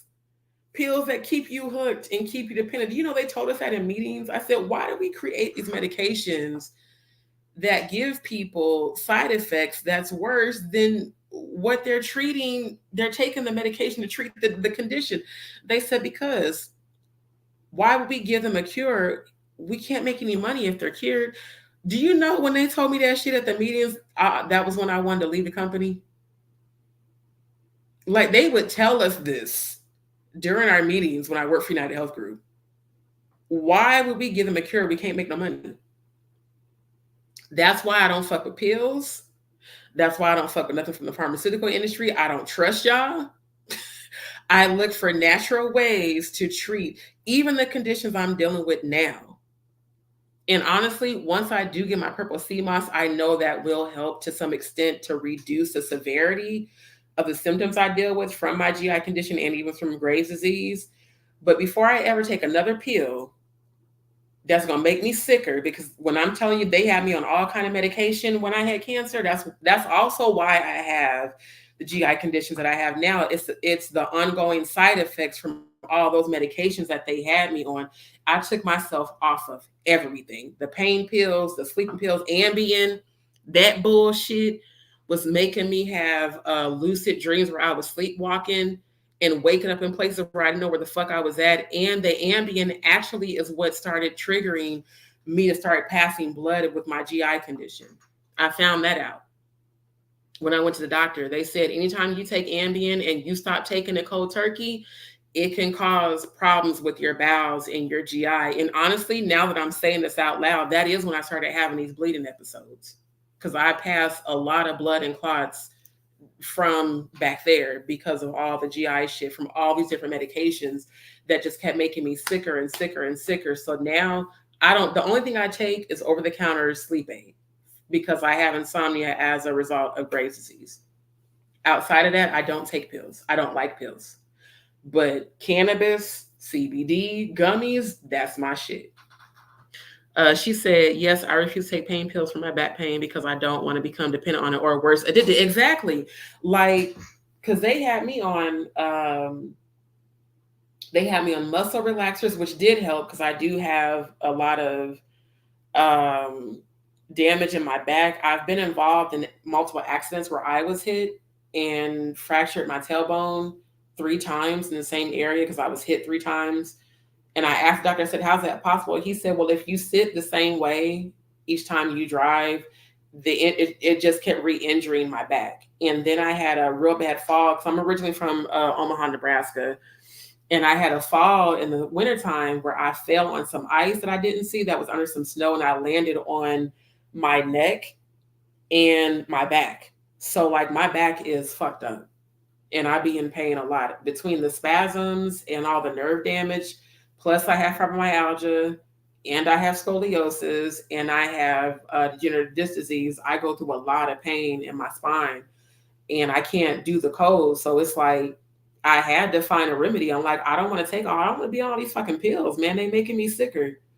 And so I just started doing like making my own, cannabis-based foods and desserts to help with the pain and help with my insomnia. And it helps. Like I would take one of my edibles and that pain would go away in like 20, 30 minutes.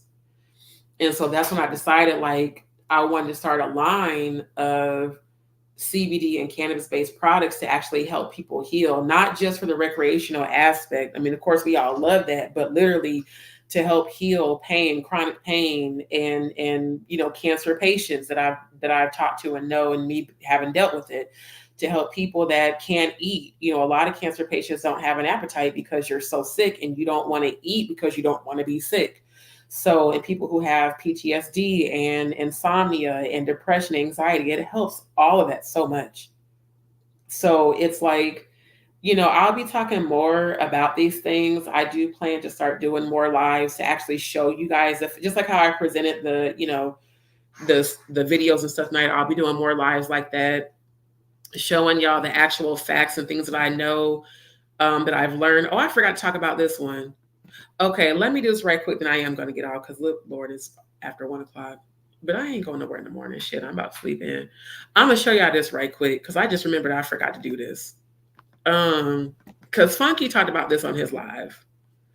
And I have to address this because it's literally a lie. So y'all know how there's been this thing circulating on YouTube and on Instagram talking about Houston has the highest ranking of STDs. And do y'all know that shit was fake? Literally. Like it was literally a fake post that circulated on Instagram, on TikTok, on Twitter, on YouTube and Facebook, that Houston has I would say over 46,000 Houstonians tested positive for STDs. And even Funky Dineva was talking about it. Oh, I got to stop presenting, stop sharing. Funky was talking about it on his live the other night. And I was like, now Funky, that shit is not true. That shit is not true. He's like, everybody in Houston got STD. That is not true. And I had to go look that up because I'm like, I know for a fact that shit is not true. So I just wanted to address that. Please don't believe everything you see and hear on social media. That shit don't be true. A lot of that shit be just fake. She said, girl, I'm glad I found your channel. I just sub. Thank you, boo. And I'll find you on IG. Yeah, it's the same tag. So just look, same as that tag, all together, no spaces, just these show. Just look me up on there, DM me, let me know, put your name in there and remind me how I mispronounced your screen name and how I didn't realize what the fuck it was. But yeah, this is why I talk about this stuff, because I want to help people heal. I want to help people get back healthy. I'm getting over a summer cold. At first I was going to come on camera, but I'm still low-key congested. So I don't know. I might wait till I feel better because I'm like, I don't feel like doing makeup and all of that. And when I don't feel good, I don't like people all in my face. I just don't. I just want to chill. You feel me? But yeah, I'm going to be doing more lives like this, and like I said, how I presented tonight, I'll present more facts to actually show y'all the stuff that I'm talking about, because, man, these industries be lying to us, bruh, just to make money. And had I never worked for a United Health Group and actually like had firsthand knowledge of how the pharmaceutical industry, how fucked up it is, I would not even be able to talk to y'all about this. I would still be on all them damn medications that they swore I need to take. Do y'all know that after they diagnosed me with cancer, for my doctors, because the hospital I went to was University of Omaha. It's a college and a hospital. So they have students that are doing their residency that, you know, come and come in the room and kind of low-key experiment on you. I remember, I will never forget this. This was, I think, my 7th biopsy. And biopsies are painful, by the way. They're very thick needles that they stick into your neck. And all they give you is a topical anesthetic, which for some reason on me, those have never worked. So like I felt everything. I felt it when they injected it. I felt it when they moved the needle around. I felt it when they found the nodule because it hurt like hell. It felt like a ball and somebody was just sticking a fucking pin in the ball and just poking it. Like, bitch, if you don't know what the fuck you're doing, get off of me. Like, for real. And it took everything in me not to get mad. And I remember my sister, my older sister, was there with me, and she was pregnant with my niece. That's my heart, my baby. She said, girl, every time they suck you, that baby kicked. Like, stop sticking my auntie. She said, she kicked every time they stuck you. She said, and I started to tell that girl, stop hurting my sister, because I told him I let her be in the room, you know. And I said, child, look, my niece was going to come out her stomach punching them people. Like, if you don't stop sticking my auntie. And I started to cry. Like, it hurt so bad. And it was a student that was trying to do the biopsy, but she was having a hard time extracting the cells. That's what they do. They stick like a really thick needle underneath your skin. The poor girl didn't know what she was doing. And because when my doctor came, like my doctor was running behind her, whatever. So when my actual like endocrinologist specialist came to help with the biopsy, she got it done in like 5 seconds. Do you know that girl stuck me 7 times with that thick ass needle? You know that all kind of blood was coming out my neck that wasn't supposed to be coming out, and I had a big ass bruise on my shit.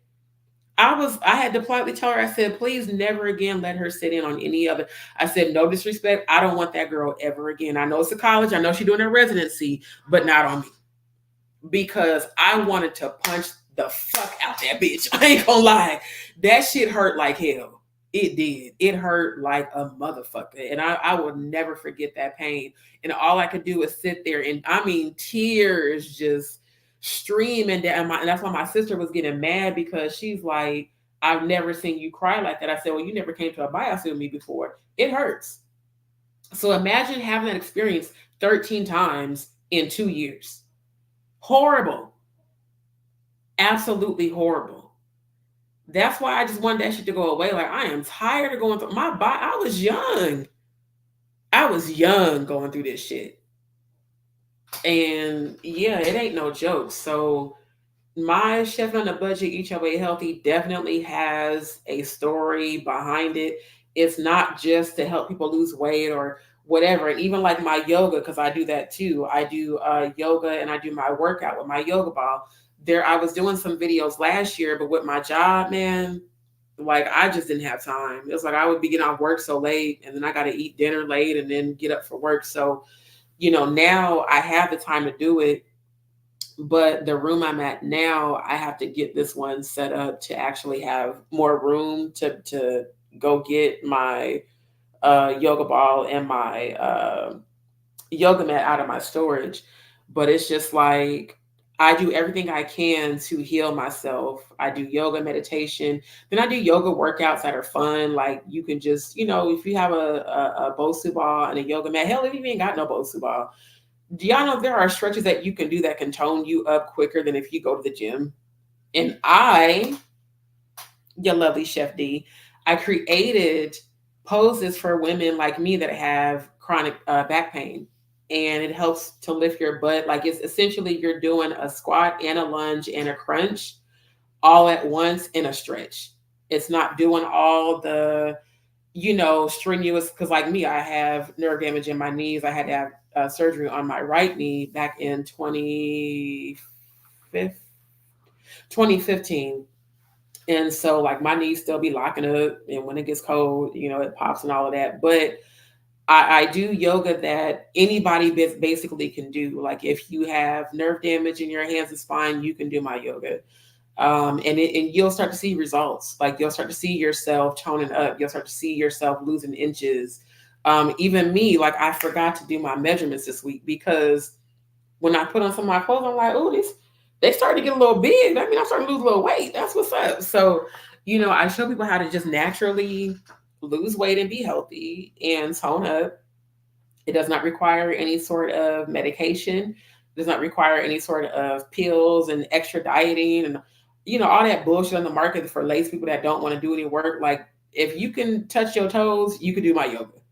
Like literally, if you can touch your toes, you can do my yoga and you will find yourself feeling better. Like for me, it's more than just, you know, sitting in silence. Yoga is a practice to calm your mind while also helping you to be fit and, you know, tone up. So there's so much that I'm working on that is going to be coming to my channel. And like I said, I hope those who have tuned in tonight that you are inspired.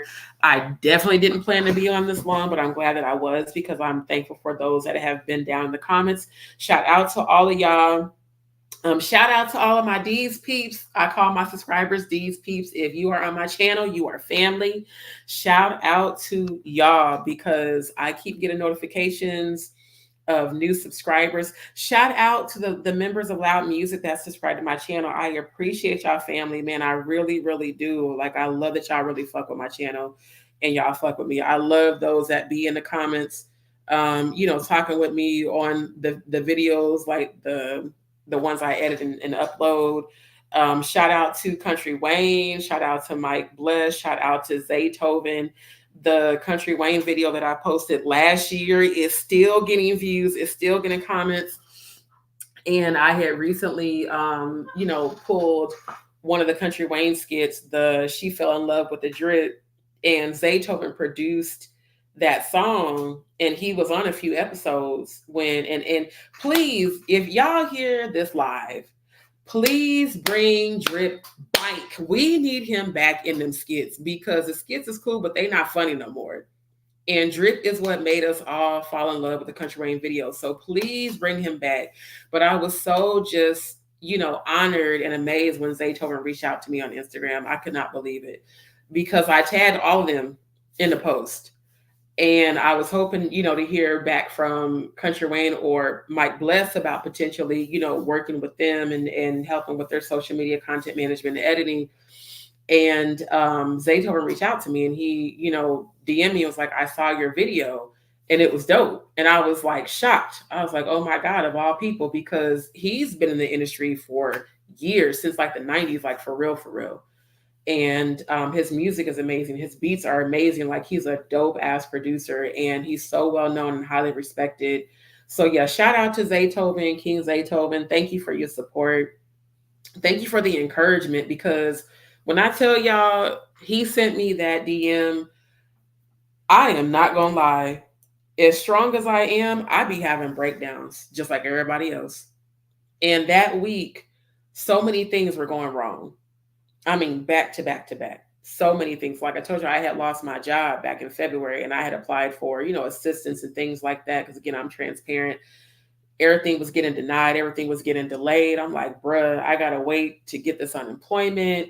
And these motherfuckers trying to lie and say they didn't know about my health conditions when I told them about my health condition. Like it was so much shit going on. And I was just like, Lord, why is all of this happening? Like, I have done what you have asked me to do. I've done right with people that shit on me. Like, I took shit off of people that I never would take. And in that moment, when Zay sent me that message, when I tell you I had happy tears, that message made me cry. Happy tears, bro. Like, for real. It really did. It let me know that I was on the right path. That no matter what I felt like in that moment was falling apart, it was actually falling into alignment. Like I had said about Claudia in the show, TGIF, God will end certain things so that we can embrace a better opportunity. Because like my homeboy told me, he said, would you have ever left that job? I was like, nope. He said, so understand that's why God took it. You were settling for less. You were complacent because you had income, but it wasn't enough. You weren't fulfilling your purpose and you hated it and it made you sicker. Hell, even my coworker had told me that. She's like, girl, the job making you sicker.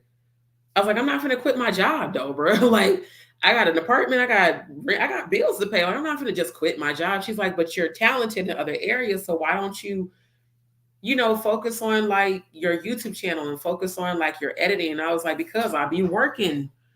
I was working 10:30 to like damn near 9 o'clock at night. Like, I could edit on my break. I could edit when I'm having my GI episode in the bathroom. I could edit after work, and I could edit on my days off, but I really didn't have time. So it's like, that's why I always would just keep uploading content. If I saw a video that I like or a video that made me laugh, I'm going to grab it. I'm going to edit it. I'm going to add more, motion graphics and add transitions and like, I'm going to make it more engaging and upload it because I like it. And I know if I like it, other people are going to like it. So the fact that I was able to grow my channel from 30 subscribers to now, where is it at? Let me see. I'm close to 5,000, which is shocking. I am blown away by that. In just like I have 4,792 subscribers in like just a year, just from uploading content. And shout out to Jess Hilarious. She's my favorite internet female comedian. When I uploaded those videos, because I would see videos of her on Instagram and capture them and edit them, that video of her with her high thoughts, that video has had over 600,000 views. Like, I was shocked. Then the video of her and Jessie Woo and Coco Brown on Wild 'N Out, Nick Cannon show, that video has had, I think, over 400,000 views. So I was like, whoa, people are watching my channel. What?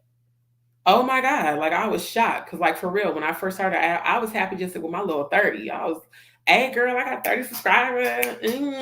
Like, I was happy about that, doing my little dance. And the next thing I know, 100 subscribers, 200, 300, 400, 500. Now I hit 1,000. Like, dope. So, anyways, I'm about to end this live, y'all. It is literally after 1 a.m. I was not trying to be on here that long, but I appreciate all of y'all that tuned in tonight. Thank y'all for the comments. Thank you, Craven, Kara, girl. I'm gonna just call you Craven Carrie because I'm Craven Kara Falin. Look, no, we about to figure this out right now because the Scorpio and the spelling bee child in me has to know how to say this again. And I know she told me. Let me scroll back up in the comments because she told me how to say it. She said, carry off lane. Carry off lane. Say it fast. Carry off lane. I'm going to say carry off lane, but it's probably carry off lane. I'm going to Google it. Let's Google it together. Why not? Before I jump off this live, because I'm telling y'all, my analytical mind has to know. She laughing at me. Girl, I'm gonna do it when I get out. Let me get the hell up off of here. It is late as shit, and I ain't even took my damn. Let me take my little over the counter. The nighttime sleep aid I take is diphenhydramine, which is nothing more than Benadryl. Because I have to eat late. I don't want to. Because I've been on here running my mouth. But I appreciate this live. I appreciate all of y'all for tuning in. Thank you to all my subscribers. I really appreciate y'all. I really do. Thank you, DzPeepz. Thank you guys for confirming that I'm on the right path. I appreciate y'all. So, y'all have a good night. Again, for those who have not, please like, share, and subscribe. Y'all can follow me on Instagram. Y'all can follow me on TikTok. Y'all can follow me on Facebook. But I will be honest, I'm mostly on Instagram. Instagram and YouTube is pretty much what I'm always on. Because TikTok, it's cool when it gets annoying. I ain't gonna lie. All the videos, and it's too ADHD for me. Like, too ADHD for me. So mostly I'm only on TikTok to post, and that's about it. But I do plan to start to build my audience on there because I want to be able to go live on TikTok. So shout out to y'all. Thank y'all. Shout out to Queen Claudia Jordan. Shout out to Funky Dineva. Shout out to Al Reynolds. I will miss the show, but I wish you guys all the best. Y'all stay tuned. I'm gonna probably come back live again tomorrow night. We're gonna be talking about holy hoes, and we got to talk about Porsha and her divorce from Lymon Nobadia. That's what I call him, because I didn't get a chance to talk about that night. That was supposed to have been discussed, but the TGIF kind of took over that. And then I did cover, Tasha K's homophobia towards the LGBTQ community. For those who might have just recently tuned in, my channel and my show is raw and uncensored. And I'm very open about my sexuality. I am openly bisexual. So if it bothers you, you may not want to tune in, because I am also going to be talking about my coming out story, especially because it is still Pride Month. And I want to share some very funny stories about my experiences dating women. So anyway, we'll probably talk about that tomorrow night. But again, thank y'all. I appreciate you all, and have a good night.